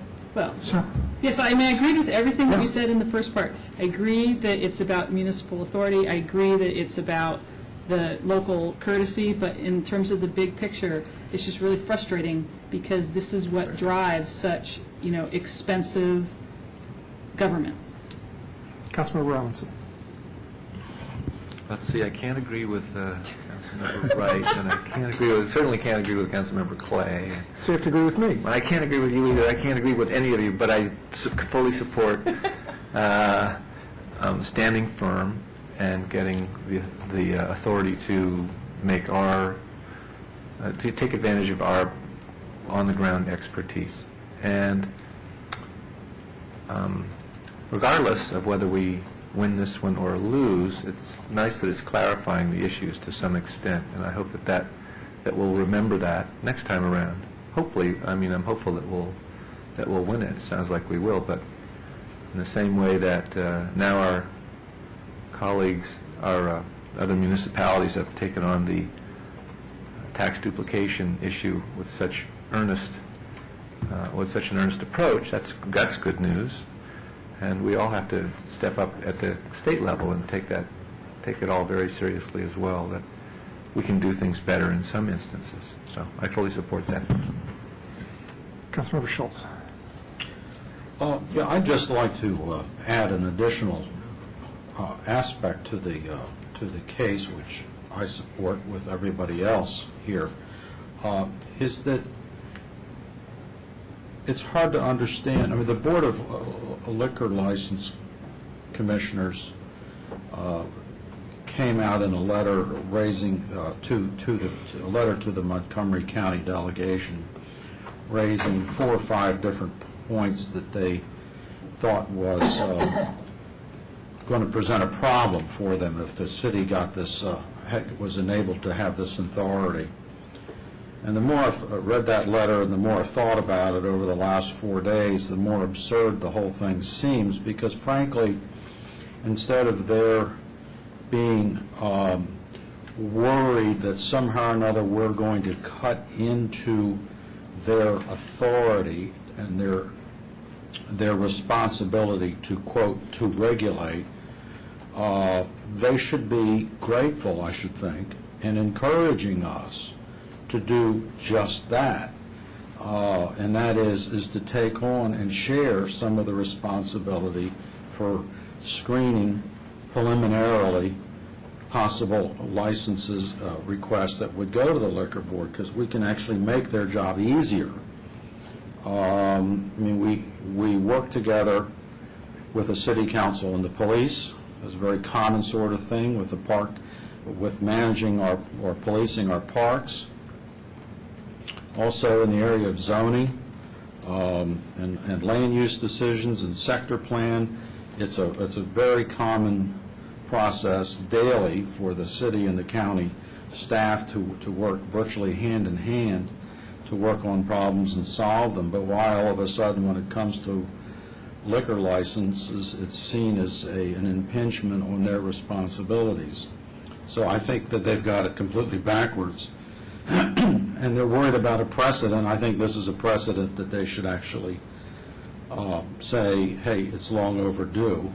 Let's let the municipalities help us understand who the applicants are and how the municipalities who know the community far, far better than the commissioners can, what their insights may be, and pro or con with regard to an applicant. Councilmember Siemens. I would just like to make it clear that I don't agree with any of my colleagues on this. Thank you. Councilmember Snipper. Well, everything's been said, but not everybody has said it, so I won't repeat everything you guys have said, and I'll just say I agree. We should fight this. You agree, except with Councilmember Siemens? Except Councilmember Siemens. Okay. Although I actually, well, anyway. So I think there's clear direction from the council about the way to proceed on Wednesday. Thank you very much. Just a couple brief other items. Also coming up, will be continuing discussion over stormwater fees and whether the county pays municipalities or state pays municipalities for stormwater fees. That's kind of an ongoing discussion. There's also heavy emphasis right now on the real big budget questions within the General Assembly on highway user revenue and on pensions. We should be hearing, I think over the next week or so, quite a bit of information on that. There is a proposal from the House to do a variety of vehicle fees that would raise, I think, $8.3 million in highway user revenues for municipalities. That is helpful. To put it into perspective, though, a few years ago, municipalities were receiving $40 million. So, I mean, it's a little bit, but it really is, it's not returning us to the formulas that we had in the past. And finally, I wanted to mention, it was mentioned during, I think, the public comment period, about the upcoming county budget public hearings. And at this point, I think we're signing the mayor up for Tuesday, April 5th at 7. And I appreciate a number of people are keeping those evenings open in case you're not able to go there. It looks like we will be well represented. Or in case we want to overwhelm them with multiple testimony. And what a good time. But in any event, we certainly will have statements and information to pass on to the county. Those are the items I have. And I'll just add real quickly on the stormwater that I passed along to staff today, the sense from the COG, Chesapeake Bay and Water Resources Policy Committee meeting I was at on Friday, that the federal government says that if they're going to pay stormwater fees, they have to really be fees and not taxes, and they consider a fee with anybody excluded from it to be a tax, not a fee. And so our stormwater fee system exempts the county. And if we were to hope, depending on the outcome of the legislation, if we were to hope to collect stormwater fees from the county, we would have to unexempt them from our system. Thank you. We don't have any minutes to adopt, so we'll move along to the item number 2, which is a presentation and work session on the preliminary plan for 6450 New Hampshire Avenue. Sorry to keep you waiting, but now we've got to it. Is this? Okay. Good evening, Mayor and Council, City Manager. I hopefully have a short presentation this evening. We'll be talking about a preliminary plan or subdivision of what is currently a parcel. As with many of the commercial properties in Tacoma Park, when you look at redeveloping them, you find out that they're a parcel and not really a buildable lot, and so you have to go through the subdivision process in order to make them into a lot. And this parcel is located at 6450 New Hampshire Avenue, and a project was presented to you before on this site, and originally it was a car wash, and now it is proposed as a laundromat. And the use is, it falls into the county use category of dry cleaner laundry. This project is owned by Claudio Joseph, who's here, and then we also have the engineer on the project, Andrew Husband, and then Roger Schlegel, who's representing the Pinecrest neighborhood. The project is pretty straightforward, and through the subdivision process, it gets reviewed for adequate public facilities. So that would be transportation, generally police, fire, rescue. Because it's so small, it doesn't really have much of an impact in those, but this is the time where transportation needs such as sidewalks get addressed. It is also the time at which the lot size is determined. So any dedications that are required for public way occur at this point. Most of the items that you see on the plan are illustrative, and they're not actually what's planned to be built there, but they're put there to get a sense of it. Don't ask me to explain, because I don't understand all the time why all these things that end up, and then they say, but it doesn't really mean anything. But it does give you an idea of what is planned. What is said is the maximum amount of square footage of the building, any easements shown on the site, on the preliminary plan.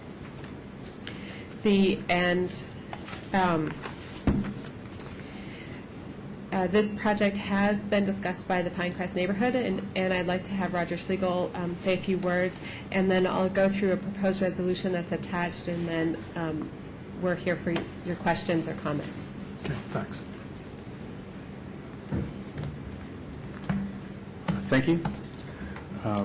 Pinecrest Association met on Tuesday, March 8th to discuss this proposal, and I'm here tonight as the association president. We are active this year in increasing our membership, and then in the fall we're going to be working on a strategic plan for our community. So a year from now we would have a clearer sense of the kinds of changes we would support in this New Hampshire Avenue Sligo Mill area, but we're not there yet. We do understand that this proposal is only a preliminary site plan, and it's required in order to apply for the conversion of it from parcel to lot. The general consensus that was voiced by the residents who considered this proposal included the following views. In terms of the proposed use, the community was skeptical that a laundromat would be a successful business. At the time, we understood it to be a laundromat and dry cleaner facility, and there is already Julie Dry Cleaners 2 doors up the street. But I was just talking to Mr. Joseph a few minutes ago, and he said that it's only intended to be a laundromat, not a dry cleaners. Most of the nearby market for laundromat services is located on the Chilham side of New Hampshire Avenue, and we wondered whether the traffic and the width of New Hampshire Avenue would seem to discourage walk-up business. I'm sure you've done more research on that than we did. And we also noted that there's also already a laundromat located about a quarter-mile north on the Chilham side of New Hampshire Avenue near Shoppers. The community also had some concerns about dry cleaning facilities and their environmental impacts, but apparently that's not an issue. So the community recognizes that the proposed use could change before construction occurs, and so we are interested in starting a dialogue with Mr. Joseph, who has indicated very generously that he's receptive to that kind of conversation and would come to a community meeting, so we're happy about that. The other concern we wanted to express was that at our 3 most recent meetings, there's been a general concern expressed with improving the walkability of our neighborhood. And the sidewalk linkages between the east and the west sides of the neighborhood are limited. And safe access to New Hampshire Avenue is important to residents, and it's only going to become more important in the future as that area develops. The site plan that's submitted, that we have in front of us tonight, the residents liked that it provided a welcome stretch of new sidewalk along Sligo Mill Road at the rear of the property, but if you look at the diagram, the current plan provides for an awkward 3-sided U-shaped walkway around the west, north, and then east sides of the building. And so a pedestrian coming up Orchard Avenue past the community garden and crossing Sligo Mill Road would not have a walkway that led straight across onto New Hampshire Avenue, but would instead have to walk north along Sligo Mill, east to the back of the building, north around the building,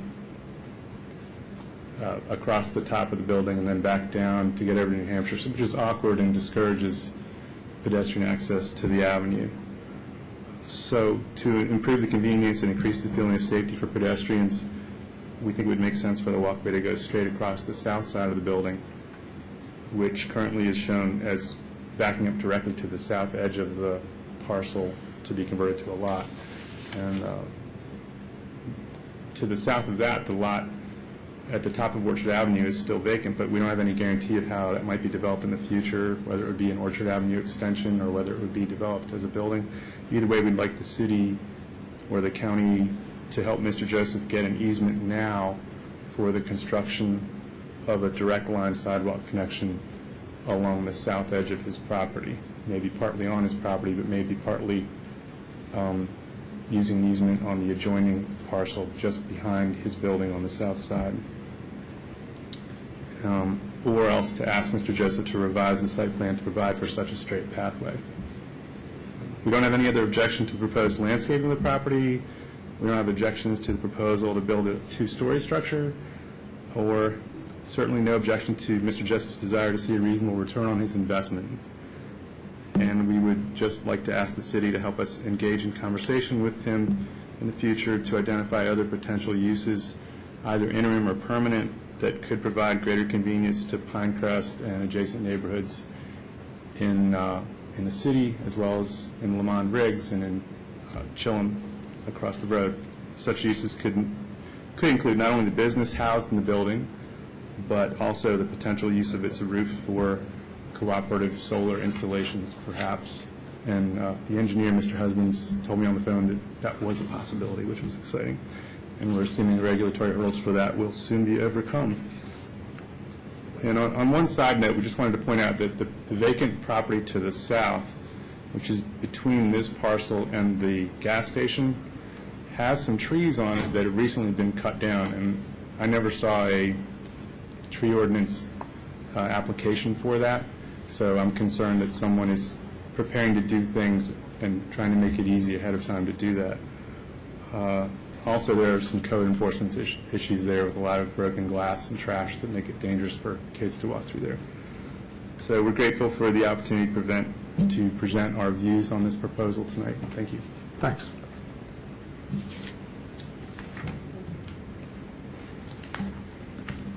Thank you. Attached to the memo is a resolution, is some proposed draft resolution language. The purpose of the resolution is to preserve the concept plan, the New Hampshire Avenue concept plan, so to make sure that the property will continue to allow for the concept plan to be developed on that site, as well as to do what makes sense in the interim now while all of the neighbors are the way they are. And so there's several conditions that we're requesting, and we've requested these conditions partially as a recognition that given the small number of square footage that the owner is intending to build on the site, as well as the fact that half of the square footage that he's intending to build is not programmed yet. Only the ground floor is programmed as the laundromat, and the upper story is not.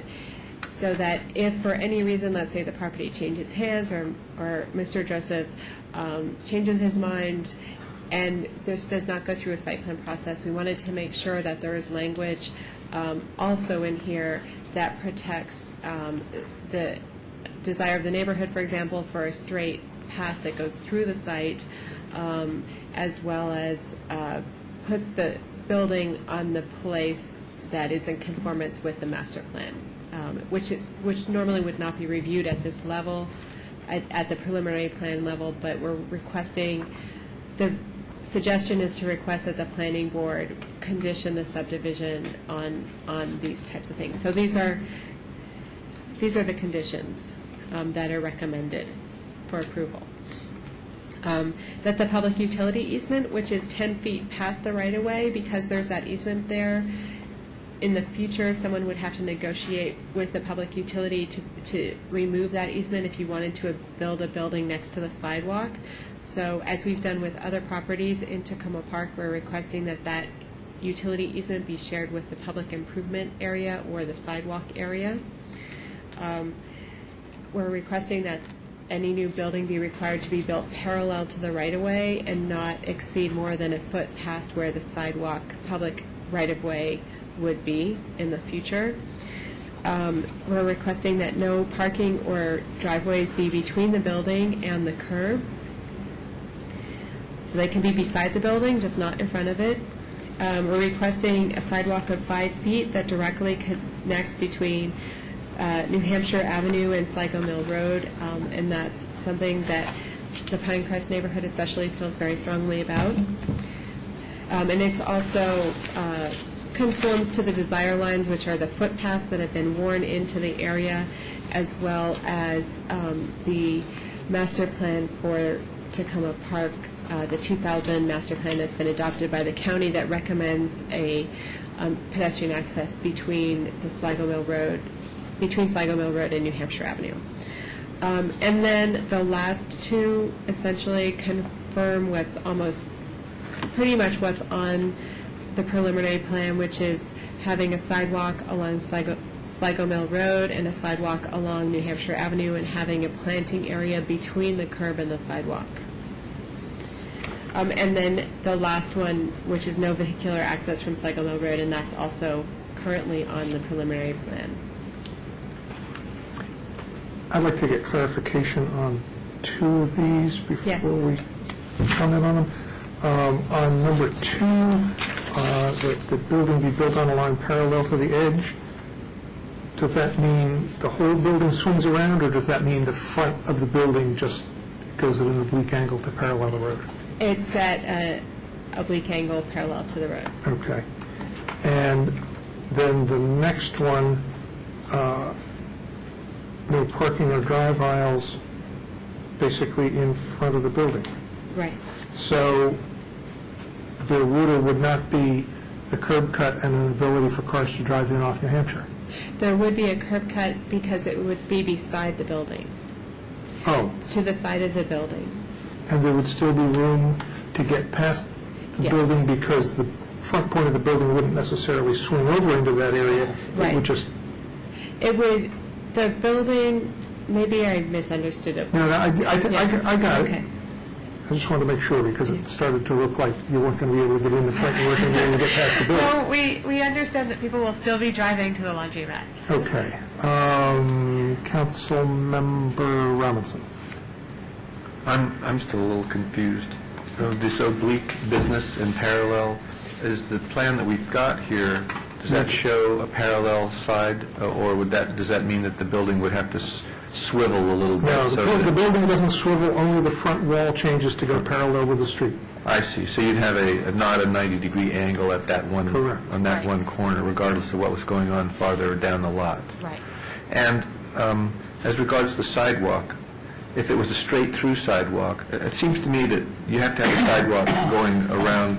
Well, let me back up. I'm assuming the front is the portion of the building that, on the long side, that is next to the skinny part of the pavement. Is that correct? I always place the front of the building next to the biggest road, but you're right, the front entrance that people will probably go into would be The long side. it could be the long side, or it could even be the short side towards Sligo Mill. Because people are parking in the back. Right. You might actually have a couple of entrances to the Right. building. But regardless of that, you're going to need a sidewalk to get around the building. That's correct. And it seems like you'd end up having sidewalks skirting the entire building as it's currently laid out. That could occur. Could occur. Yeah. But if there was to be a sidewalk that went straight through from Sligo Mill to New Hampshire, then that would encircle the building. Yes. Is that right? That's right. Because I can't, I mean, it's certainly possible, but if it was going along the back, so the building would have to scooch out, that's a technical term, out into the asphalt of 5 feet. It could. Okay. That's one of the options. One option. So then you have this thing circled in sidewalk, and then is there a setback on the southern parcel? Parcel 884? No, because it's also a commercial zone, there's no setback. That's what I thought. So were you saying that there's a clause in here which, or some, you spoke quickly and maybe it passed me by, but how do you avoid having a canyon, a sidewalk going through a canyon where there's a building right to the left and then another building right to the right? The concept plan, and this, if we're talking in the far future, or Maybe. could be near, maybe. Could be. If it's a big windfall, it could be the near future. But the concept plan recommends a pedestrian, the Tacoma Park Master Plan 2000 recommends a pedestrian connection between Orchard Avenue, the end of Orchard, and Sligo Mill Road through to New Hampshire Avenue. So that would fall on the south side of this building. Right. The concept plan recommends a road at that location. And so and it's a concept plan, so that's obviously something that will get looked at much more closely when there's an opportunity to look at it, such as the property to the south develops. The city has some money that they want to use to purchase the property, or the state or the county. But when they're at the point at which there's an opportunity, it can be looked at a lot more closely. But from both of the plans, there's a consistency that there would be, I believe that the future of that area is going to be more than 5 feet wide. The future of the area? The future of the area between Orchard and Sligo Mill Road and New Hampshire, there's been a consistent desire to have a larger connection there. So it may be a whole pedestrian alley area, not so much a canyon, but an actual alley. Behind the building? Behind the building, or it may even be a road. I see. I see. So it's possible that a road would go through there. If a road went through, then the section of parcel 884 that abuts New Hampshire Avenue would be eliminated. And parts of the parcel would need to either be purchased or, depending upon the size of the development that came in, then yes. Right, but I mean, if it's a sidewalk, then maybe you could still get a car through there. But if it's not, if it's a road, that parcel becomes abandoned, or not abandoned, but becomes an island. Yes. And so then you think about combining it with parcel 899 or some other thing like that. Okay. Thank you for that clarification. That seems like Pinecrest's desire and between Pinecrest's desire and what you've just said means that we shouldn't be worrying about it being a 5-foot canyon between two buildings. Am I getting that correct? We should not. My sense is that the building, that in the future there will be more land dedicated from the adjacent property. And it may be enough for a large pedestrian connection, or it may be as much as a road. I see. So depending upon the size of what happens to the south. I understand. Yeah. And are you, Mr. Engineer, okay with a sidewalk going circling that building then? Good evening. Hi. Andrew Husbands, Good evening. Thank you for I coming. normally introduce myself as my name is Husbands, but I'm the husband of one wife. Yes, I agree with that. We can accommodate the sidewalk going, connecting New Hampshire and Sligo Mill. The reason for the sidewalk going around the building is it's more safety. Sure. To avoid having cars that close to the building. So we put a sidewalk to ensure that you're not having cars. And people need to get around to the and door. then people also need to get around to the door. So that's the reason for the present configuration. But we have no issues with taking it straight through. And with regards to what's going to happen to the south, at this point we're talking about providing 5 feet on this existing lot. I would assume that whenever the next lot comes up for development, you can ask them for either 5 or 10 feet, or so that at least you will have at least 10 feet of space, which will give you a proper sidewalk or a proper alley kind of stuff. I don't know if there are any more questions for me. Thank you. Thanks a lot. Thanks. Councilmember Clay. This picture is a good example of the reason why redevelopment authorities exist, so that you could assemble these strangely shaped parcels and then redivide them in a configuration that made sense, and at the same time dedicate the roadway that you want. But we don't have that in Maryland. So let me ask, why is the building up against the south side of the property instead of the north side?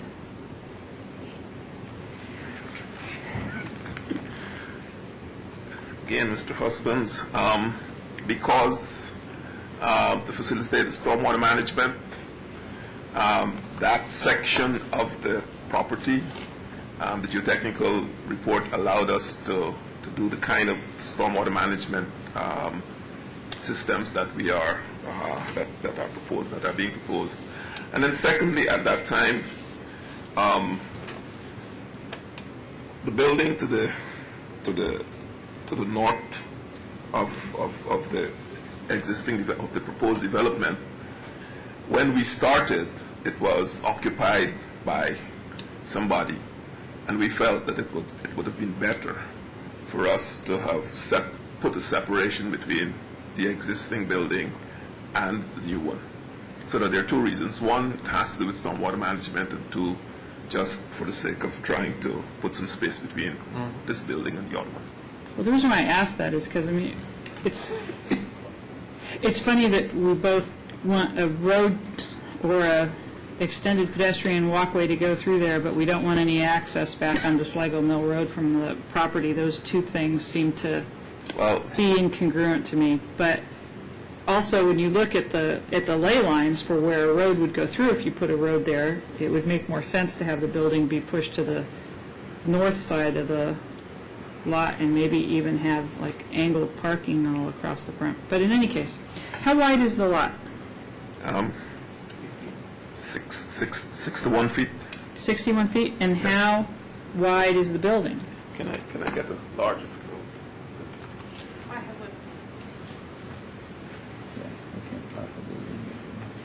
The reason why I'm asking this is because I wonder, like, what happens if you move the building in and this sidewalk has to be a minimum of 5 feet wide, right? I mean, maybe this is a little bit of be careful what you ask for, because if you move the building in and the lot is narrow, you're going to cramp the access way. The building proposes 31 and a half feet. And the lot is 61. So you have 30 feet Yes. between the building. But assuming that you have an open access way to get into the building on that side, you're also going to want a 5-foot sidewalk there. So then you have 41 feet across, which leaves you 20 feet for the roadway, but some of that is stormwater. Well, the stormwater management is going, the roadway is going to be on top of. Oh, okay. So it's not plantings and... Yeah, no. Okay, so that still leaves you 20 feet. Well, we have to have a minimum of 22 feet. because in order to guarantee two-way traffic, you have to have a minimum of 22 feet. 32 feet between... 22. 22. Yeah. So then, how are you going to move the building 5 feet and put a sidewalk back there and still, because by my calculation, if you have a sidewalk on the front side and the back side, and your building's 31 feet wide, that's 2 feet short. 41 feet, yeah, you're short. Yeah.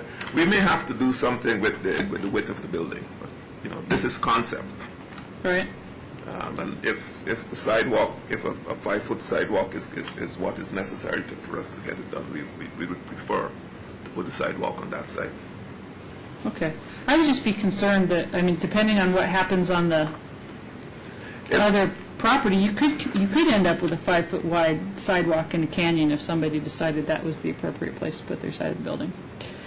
So I would say that to the Pinecrest Neighborhood Association, that's, I think, something to think about. There's no guarantees about what you would get later either. Another thing that I want to say is that in a non-ending, never-ending quest to bring all good things from California to Maryland and to support the city of Tacoma Park's interest in being Berkeley-like. One of my favorite things about being in college towns in California, in Santa Cruz and Berkeley, was in Santa Cruz there's this place called the Ultramat. And it was not the closest laundromat to my house, but I always went there because it was a funky little laundromat painted with, dolphins and seals and whales on the inside of it, and they had a coffee shop inside of it, which was great because you could do your laundry and you could sit at the little counter and have a coffee and a cookie while you were there, and also if you left your laundry too long, the people would fold it up for you, which is kind of nice. You come back with some folded laundry. But the coffee shop, the Ultramat, was a awesome idea and brought students from all over the city, even though they had laundromats closer to their house. And thank you for bringing only good ideas from California and none of the bad ones. There are some bad ideas in California. Really bad that whole change your constitution every week through initiative, that's a bad idea. Councilmember Schultz. Is that what they want over there? When I left, there were 450 amendments to the state constitution. Right. Some of them directly. Councilmember Schultz. Thank you. I guess I'd like to ask some questions of Mr. Joseph, if I might, because after all, you're the guy that knows the thing. So surely you should have your moment here in the in the sun. If you're, these are just idea kind of questions. If you're planning, I guess, to make it a 2-story building, so then that means that you have to put in a stairwell inside, and you have to put in, I guess, an elevator to make the second floor handicapped accessible. Am I correct on that? In the second floor would not be used by the clients, so I don't know if an elevator would be necessary. But yeah. You would not need it for a 2-story building. You do not need it for a 2-story building, so that's okay with the ADA crowd. Right. Unless it were a public building. Unless it was a public building, okay. But you still need But if it's a private business, you do not need it for the second story. Okay, I think I understand. But in any case, putting in a stairwell eats up some space and requires some kind of, maybe a separate exclusive access for the entrance to the second story or a common lobby. Is that what you sort of envision, is sort of having maybe a common lobby so that you can come in and then either go into the first floor access? It would have a common lobby. Yeah. Another question I have has to do with your confidence, and I realize this is a very subjective thing, on the likelihood of a success of a laundromat in this location. I'm sure you've given it a lot of thought. You're aware of what's already existing and all that. So how would you define that, say, on a scale of 1 to 10, that you think a modern laundromat would A work? laundromat normally, the ideal size would be probably 4,000 square feet. That is what a Right, so it this is needs- about half that. It's a half that. Yeah. So it is not the ideal place. But looking to other possibilities, that's the best possibilities that exist for me in terms of some things that I can do, that I understand, and that I can push forward. I see. The idea of having less than 31 and a half is bad for the business.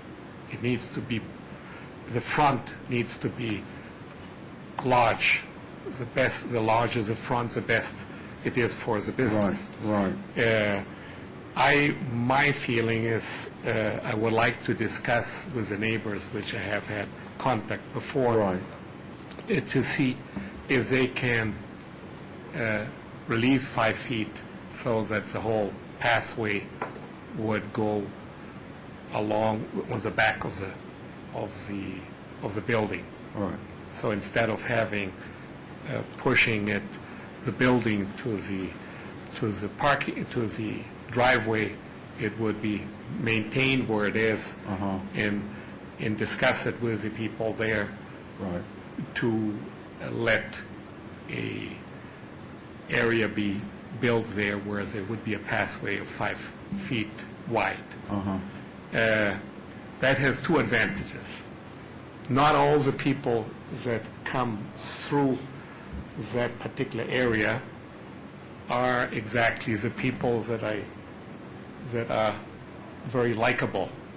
In fact, part of what Mr. Roger Schlegel was saying is that trees were cut. And the reason why the trees were cut is because a lot of drunks were eating in that and drinking in that particular area where that forest was. So I talked over, and obviously if you want to put a business there, that's not the best situation. And in fact, children were going to school through that area, and that area was inhabited by, you would see all kinds of things in that area. And we talked with the gas station, first with the trustee of that property, and then with the operators of this gas station. And they said, yes, no, if you want to clean it, do it. And we cleaned it. We cleaned the whole area, which a lot of people liked because it was free of having these people that were buying liquor on the other side of Prince George's County side and bring it to these places.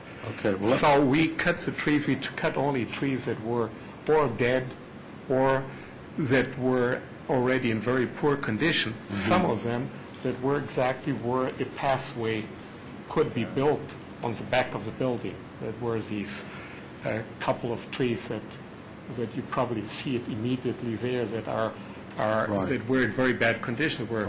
And we showed it to the arborist of the city of Tacoma Park. So I know that the 2,000 square foot property is not the ideal, but I think it can be run as a business like what is it, company Jolie that is on the corner there, that is a dry cleaner, runs as a dry cleaner. These could run as a laundromat very well. All right, well, let me ask you another question. I mean, I understand from experience that laundromats are a capital-intensive business because you've got to put in all kinds of subterranean plumbing to support the it's an investment of about machines. $350,000. Yeah, it's a lot of money, and a lot of times new owners will borrow that money from the manufacturers of the machines. And it's not labor intensive, but it's capital intensive. Just the opposite, say, of well, in any case, the natural concern that I have from this perspective up here is, well, if the laundromat should not succeed, then you've got a space there, a retail space that's going to be very difficult to retrofit into another use, which makes it difficult, harder for you to find a tenant. I'm not arguing the merits of what you're trying to do, because it may be extraordinarily successful for all we know. It's just that there's probably a lot of other retail functions that could go in there that would be a lot less capital intensive, but you can figure that out. I'm just pointing that out as an observation, and maybe it makes it the project more affordable for you to build, because you're not going to have to spend several $100,000 on equipment. Just thought. And do you have any objection to modifying the facade, the angle of the front of the building, so that it runs parallel to the street? At least no, not at all. Okay, because it will give you a few more square feet of floor space. Yeah. Okay. I don't think I have any other questions at this time. Any other questions from anybody? So are we comfortable with this draft resolution? Any reason to change anything? Seeing none, I think we're all set. So we'll have a resolution coming forward on this. Thank you all. Thank you. Now we will go to our special session items. We have 5 of them. The first 4 are first reading ordinances approving pilots for the 4 properties that we discussed last week. In order, we've got 7901 Lockney, then 8316 Flower, then 8 Philadelphia, and finally 1007 East University Boulevard. So, go ahead. Or did I just say everything you wanted to say? Pretty much, which is fine. I just wanted to clarify that the ordinances the council is being asked to consider for first reading this evening provide for a 50% abatement of property taxes for the 4 properties Mayor Williams mentioned for a period of 10 years. The annual, or the impact of this on the first year would be about $8,200. Over the 10-year life of the proposed pilots, it would be roughly $82,000, depending upon the assessed value of the property and the mill rate that's in place at that time. Did you say 8,200? Correct. 882,000. Yeah. And that's 8,174. different than what's on the blue sheet? I see 6,200 and 62,000. I added this up with my phone a couple of minutes ago, so excuse me. The blue sheet's number is in the blue sheet has been triple checked, so that's the correct one. Okay. My apologies. 6,200 and 62,000. Okay. I think I added something twice. Okay, so would somebody like to introduce the first ordinance? Councilmember Robinson, seconded by Councilmember Slippery. Any council comments on this one? Any public comments? I'm going to... I would like Okay. Councilmember Wright? I'm supportive of this. I just want to have us recall that when we looked at the numbers for this, all the properties, with the exception of one, based on the pro formas that the nonprofit provided, made money. And the reason I'm in favor of this is because I look at the properties as a basket of 4, and I think by giving 50%, we make it possible for all 4 properties in totality for the pro formas to make sense. Otherwise, the loss on the one pro forma, I think, was, in my opinion, had the potential to be very negative, and even if you subsidize that particular property at 100%, it didn't make the pro forma work financially, so that's why I'm supportive of the 50% across the board. Councilmember Schultz.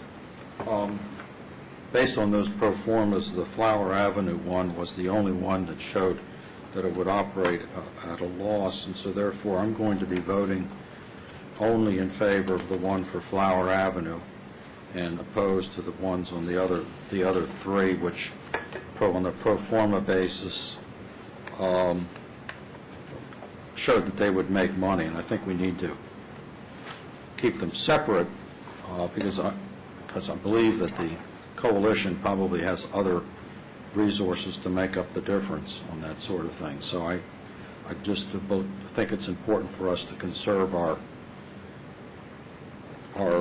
cash. Thank you.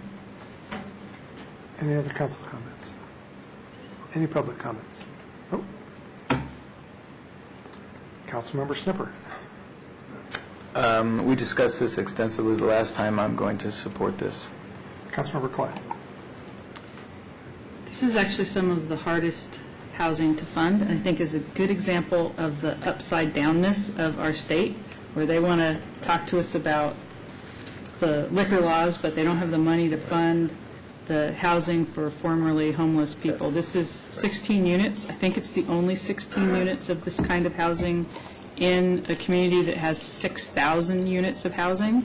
And so if my math skills are right, that's 0.0026% of our housing stock. And so I'm going to support all 4 and all 16 units. Any more lights? Any public comment? All those in favor of the first reading ordinance approving the pilot, please say aye. Aye. Nay. I didn't get to the nays yet. Didn't get to the nays yet. Okay, that's 6. I thought you were doing the one on Lockney Avenue. I am. Well, that's what I'm voting nay against. I know. 6-1. Oh, I'm sorry. I get it now. The next item is the first reading ordinance approving the pilot for 8316 Flower Avenue. Are there any council comments? Is that a leftover light? Yeah, I didn't. Is there any public comment? You need to move it? Yes. No, I'll move the ordinance. I'll second it. Okay. And the award-winning clerk can figure out who those people were. Award-winning clerk for their special skills. Okay. Any public comment? All those in favor, please say aye. Aye. Any opposed? That's unanimous. The next one is for first reading ordinance on 8 Philadelphia. Would somebody like to move it? Move. Second. Snipper and Siemens. Any council comment? Any public comment? All those in favor? Aye. Any opposed? Nay. 6-1. And the last one of these, the first reading ordinance for 1007 East University Boulevard, moved by Councilmember Siemens, second by Councilmember Snipper. Are there any council comments? Any public comments? All those in favor of the first reading ordinance, please say aye. Aye. Any opposed? Nay. This carries 6-1. Okay. We are now at our last agenda item for the evening, and this is a first reading ordinance amending the Tacoma Park Code to provide for adoption of administrative regulations for use of public space and public buildings. And you're still up there. I'll let you do this one. I'm still up here. This is the no pony rides regulation. The ordinance that is being proposed this evening, this is the first reading. Depending upon the action this evening, the second reading is scheduled for next week. There will be 2 actions that will be taken if this ordinance is adopted.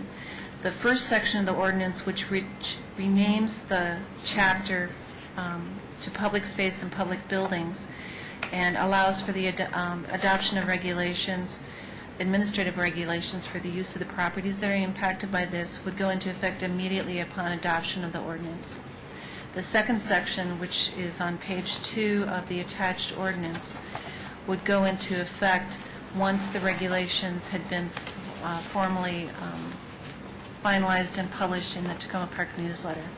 And depending upon the steps that the council would like to take to see that through, that would go into effect roughly July 1st, July 11th, or the beginning of June. The date differences depending upon whether or not you elect to have a public hearing on the proposed administrative regulations. And I just want to get clarification on the first part, second part.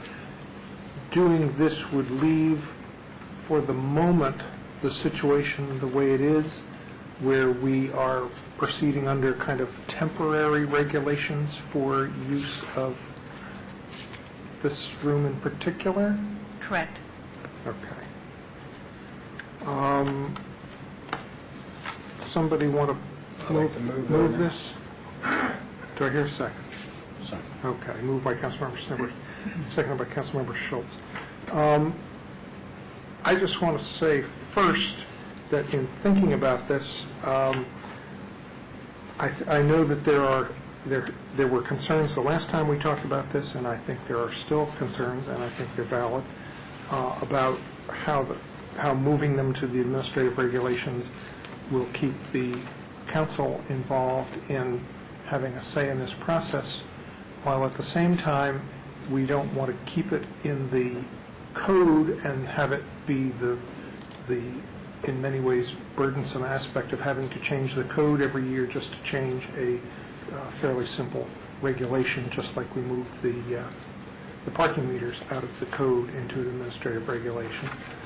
And I think that what we have to remember is that in our desire to make sure that if we want to see a council-appointed committee or committees have some say in this, that they are our committees, they are council-appointed, and that if we want them to have a say in the process and we want us to have a say in the process, all we have to do is say what that is and define it, and it will happen. And one of the things that I thought about in terms of a process that we already have in place that has worked well, where we have a council-appointed committee that has a part in a process that the staff goes through in working through to a conclusion on something, is the nuclear free zone ordinance, where we have had the nuclear free zone committee working in concert with the staff in coming back to us with any recommendations on waivers and things like that. And so I checked the Tacoma Park City Code to see what the language was about council-appointed committees working with staff. And I noticed in the nuclear free zone section of the code, which is 1404.110, that there are places where it says the committee, in conjunction with the city administrator, shall propose certain things. The committee shall, through the collection of materials, yada yada, maintain, do. There are various places where it says the committee shall also make recommendations to the city council from the information, so that there has been a process that I think has worked pretty well, where there have been waiver requests where the staff and the council-appointed committee have worked through the issues and have brought them to us if there are issues, and we have had the information whether the staff and the committee agreed or disagreed. That ended up coming back to the council for action. So I think as we consider exactly how we want to do this and what the process ought to be with a committee, that we have an example in hand. It may not work exactly for this one because the nuclear free zone committee doesn't work within the administrative regulation process, but we know that with the process laid out for those, that there's the opportunity for it to come back to the council. So I think all we have to do is say how we would like a committee or committees, and the sense that I have is that it's the Recreation Committee and the Arts and Humanities Council to work with the staff to bring things back to us so that we know if there's a good recommendation for an annual change or whether there's an issue that we need to address. The administrative regulation process gives us that opportunity. I think we just have to define how we want the committee and the staff to work together. Councilmember Stevens. Well, thank you, Mayor Williams, and I appreciate your attention to the concerns that I brought up a month ago. I think you've addressed it very well. I think all we need to do, as you said, is to define how we want staff to work with the committee to come up with the public space use. And this is not in any way taking away the authority or responsibility of the city manager, but I think it is important we have the community involvement and in the process, and so I just think we need to add a couple words to make sure that the Commission, the Arts and Humanities Commission, and the Recreation Committee are involved in the process of at least reviewing the administrative regulations before it goes public or comes to us, so that they can have their opportunity to either make suggestions to the staff or to the City Council, and we have timely information when it finally does come to us. And I wonder if a way to do that isn't to say if there's a disagreement, we need to hear about it.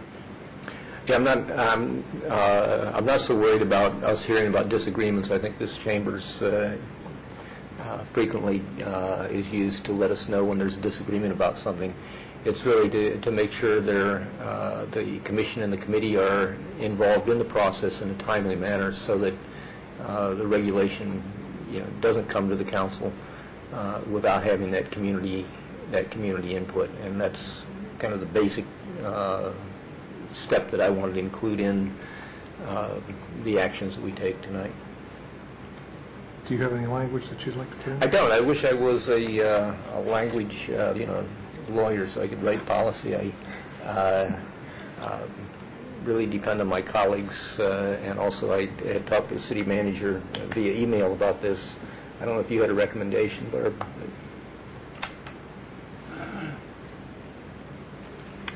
So would it go in the ordinance or would it go in the regulation? That's the thing I was just so confused about. You could probably do it both ways, or either way, though it may make sense to include it in the regulations, per se. Because that's what's going to get looked at every year. Correct. Not this enabling ordinance. Correct. Both the Arts and Humanities Commission and the Rec Committee would have an opportunity to review the administrative regulations as they've been drafted by staff at this initial step. There's a 21-day opportunity to comment. There's an opportunity for the council to modify the final regulations. You can have a public hearing. So as you note on the calendar that I've included, and it's the very last page in your packet, there are opportunities for them to weigh in on the initial draft of the administrative regulations that would be eventually or hopefully adopted. And the time frame is, if you can just point me to where, let's say in the first one without the public hearing, just since that's the more compressed one? Correct. They would have essentially between tomorrow and April 21st, April 22nd, to provide comment. I'm not sure what the schedule is for the Rec Committee, but I know that they have been advised as to where to find the administrative regulations. This is on the agenda for the Arts and Humanities Commission, which meets tomorrow night. So there should be ample opportunity to weigh in at that point.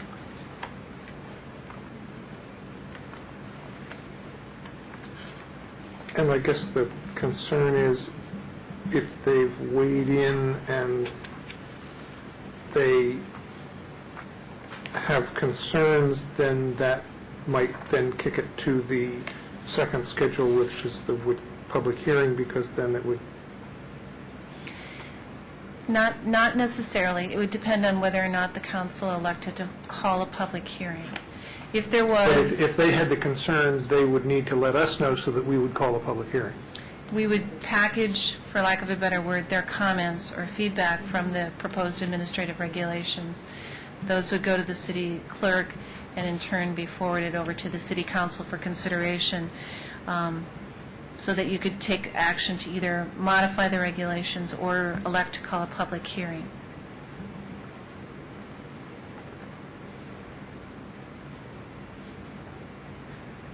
If you note, for example, if you note on the on the first schedule without the public hearing, on May 9th,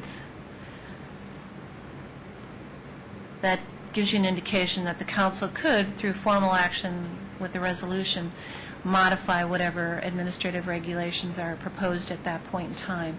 And you could fold in the recommendations from the public at large, the Arts and Humanities Commission, the Rec Committee, your own thoughts.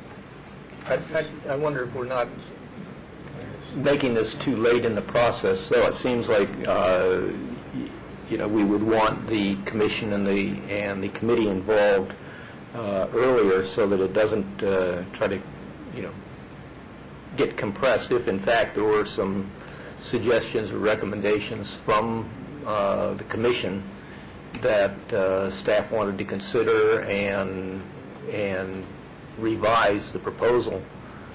It seems like it should be done before the notice of publication to the council. I have a solution. Councilmember Wright. I think if we actually put it into the code, then it really gets memorialized. And if this is our intention, if we put it into the regulation could be changed. My understanding of it, the regulation could be changed, and that could be taken out without. Yes, the city council has final approval on that if we noticed or were focused on the fact that it were being changed. And if we put it into the code, it's actually basically us requiring it to be part of the administrative process.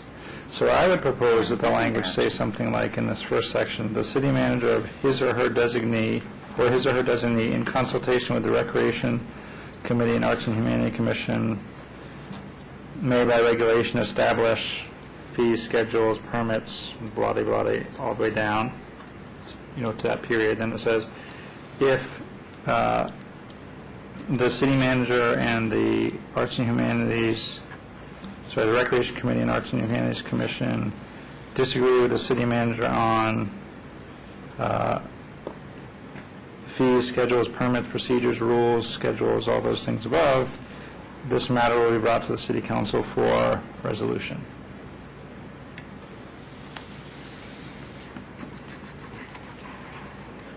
If you're going to include it in that section, you may want to add language that says that the administrative regulations shall be reviewed on an annual basis with input provided by the committees, and then have it fold in that way. The way this is structured is that, say the fee schedule, for example, is something that can be done on an annual basis when you go through the budget process, for example, without having to go back and republish the administrative regulations or go through and redo the whole notification process and things like that. And the council would be advised of any changes, for example, in the fee schedule at the point that you're discussing the budget, because that would be one of your revenue streams. We can go back and play with some language here so that it expresses your interest in having the various committees review it, that it gets looked at on an annual basis or however frequently you would like, and that their comments would be forwarded to the council for consideration. I mean, that would be easy enough to do, but I would prefer to come back with some specific language for you to look at. And that would be for second reading of this. You could do it that way, or you could table first reading again. If you table first reading again, then I'll go back and redo the schedule. And these probably wouldn't go into effect until the fall.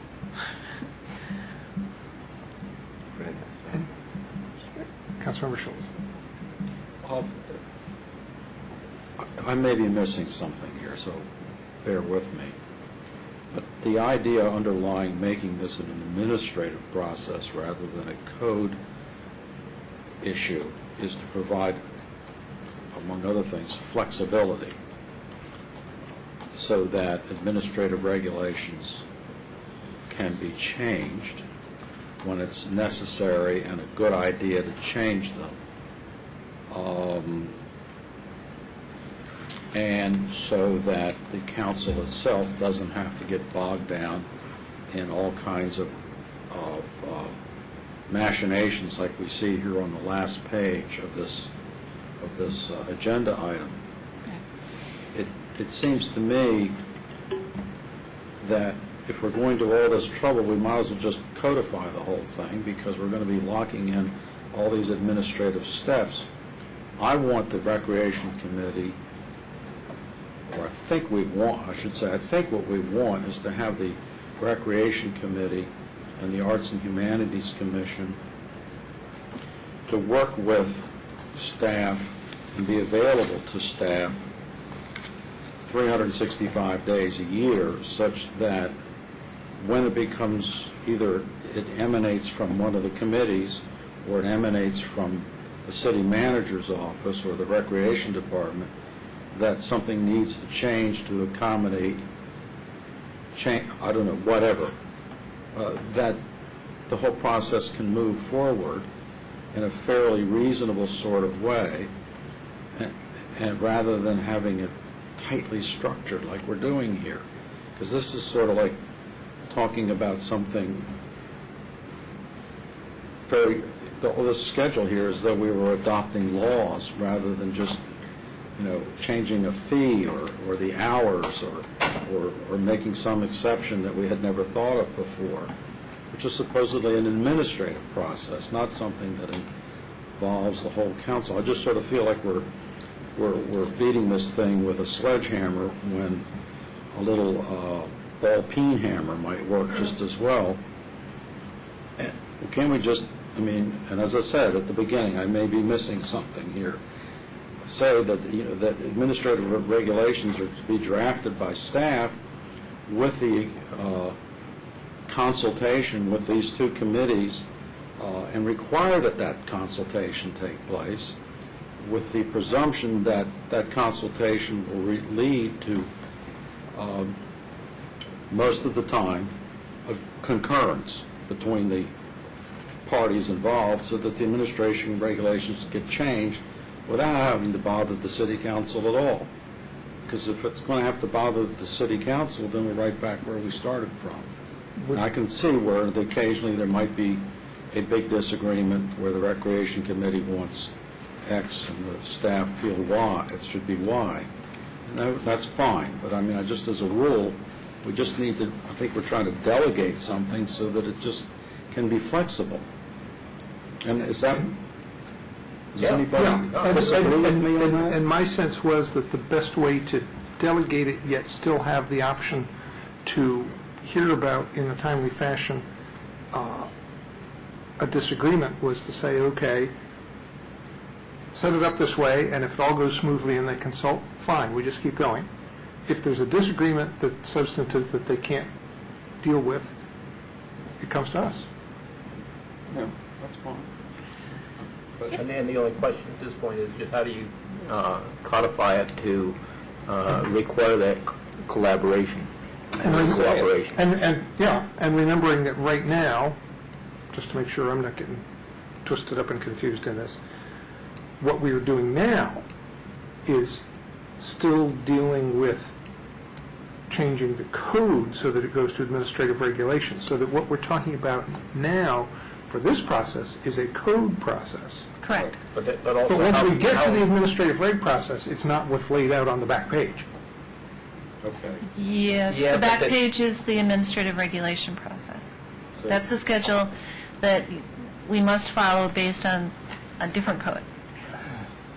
See, that is So in the that's- city code on how the On how the administrative regulations administrative reg, work. right. Correct. And that's the piece where it just needs to have a one-liner in there saying, If I might ask, is there any specific section or action that the council is concerned would be of potential conflict with either the Arts and Humanities Commission or the Rec Committee? no, it's just to include the participation of those committees, or committee and commission, those two groups, with the city staff in the process. Okay. And it seems like, that portion of the code is where just a little short thing saying that the two groups have to work with staff and staff has to work with the two groups. to come up, with the proposal, so that the groups know what's going on and what the thought process is of the staff, and the staff understands the feedback, gets the feedback from the groups, and then everything should come to us, and not even have to come to us. It should be fine. Nobody's... To the extent that the process doesn't work, we can be confident that Right. the participants on this commission and committee will let us know. If staff is being arrogant about the whole thing, or absent-minded about it, or just... They would never be forgetful. either of those. Yeah, and that's not the... Oh, I know. I'm just making up lies. So, So this is in the code? this is the administrative... The white piece of paper. It's the... That's back the page schedule is the- based on the requirements of the ordinance. The ordinance itself that governs the administrative regulation process is also included in your packet, and that's Chapter 2.12. Right, Chapter 2.12. And I did two So different... this is part of it? With these exact dates? That's the schedule that I put together based on the requirements in the ordinance and the publication dates of the Tacoma Park newsletter, which is frankly one of the key things we have to track as far as dates. Because as long as you miss something, If then I it miss a kicks date, it a then whole I month. have to, it kicks it all back a month. And is it required to be published in the newsletter? Correct, twice. In the What initial if we announcement, defund the newsletter? then you'd have to change the ordinance. Well, yeah, I mean, why do we have to specify the newsletter then as the place where we... I think it's viewed as sort of your official publication. Right. And it goes out to everyone in the community. Publication of Unless you record. live in a condo building, or unless your Yeah, and we've testified... that- mailman doesn't bother to deliver the bulk mail. Could I suggest we cover that topic the other night? Yeah, I was going to say, the city has testified on that topic on a bill on what the proper notice should be. That's All right, in so, process. So, do we feel like we need this to be a little change to the first reading of this, or do you want to do the first reading and say it's going to be a change that we'll deal with at second reading for the slight change in language? The latter. I agree, the latter. Anybody disagree with voting on this now and make that slight change at second reading, and then we're done, and that doesn't last up your schedule? And it saves you It's work not my of schedule, redoing it's your the schedule. But we want to save you the work of redoing the schedule yet again. I've redone it a couple of times. Just to clarify, you want the Arts, Humanities, and the Recreation Committee, and any other committee that may apply, because you can form additional committees in the future, and their Yes, input... or some other appropriate committee. No. And... You got the city manager's attention on that one. Sorry, Barb. Oh, another committee. Involved in the initial development and any, in the review of any proposed modifications. Okay, so we're going to have that little bit of language for the second reading. And it would be helpful, I think, if you could send that out kind of before Friday, so we have a chance to, give some feedback This is before. first on my to-do list tomorrow. Just so you get a chance for feedback from us before you send out the packet on Friday. I agree. Okay. Any further council comments? Any public comments? All those in favor of first reading ordinance for adoption of administrative regulations for use of public space and public buildings, please say aye. Aye. Any opposed? Thank you. We are, and thank you, Sarah, for all your hard work on this one. And thank you to my colleagues. We're adjourned. Thank you. Comment.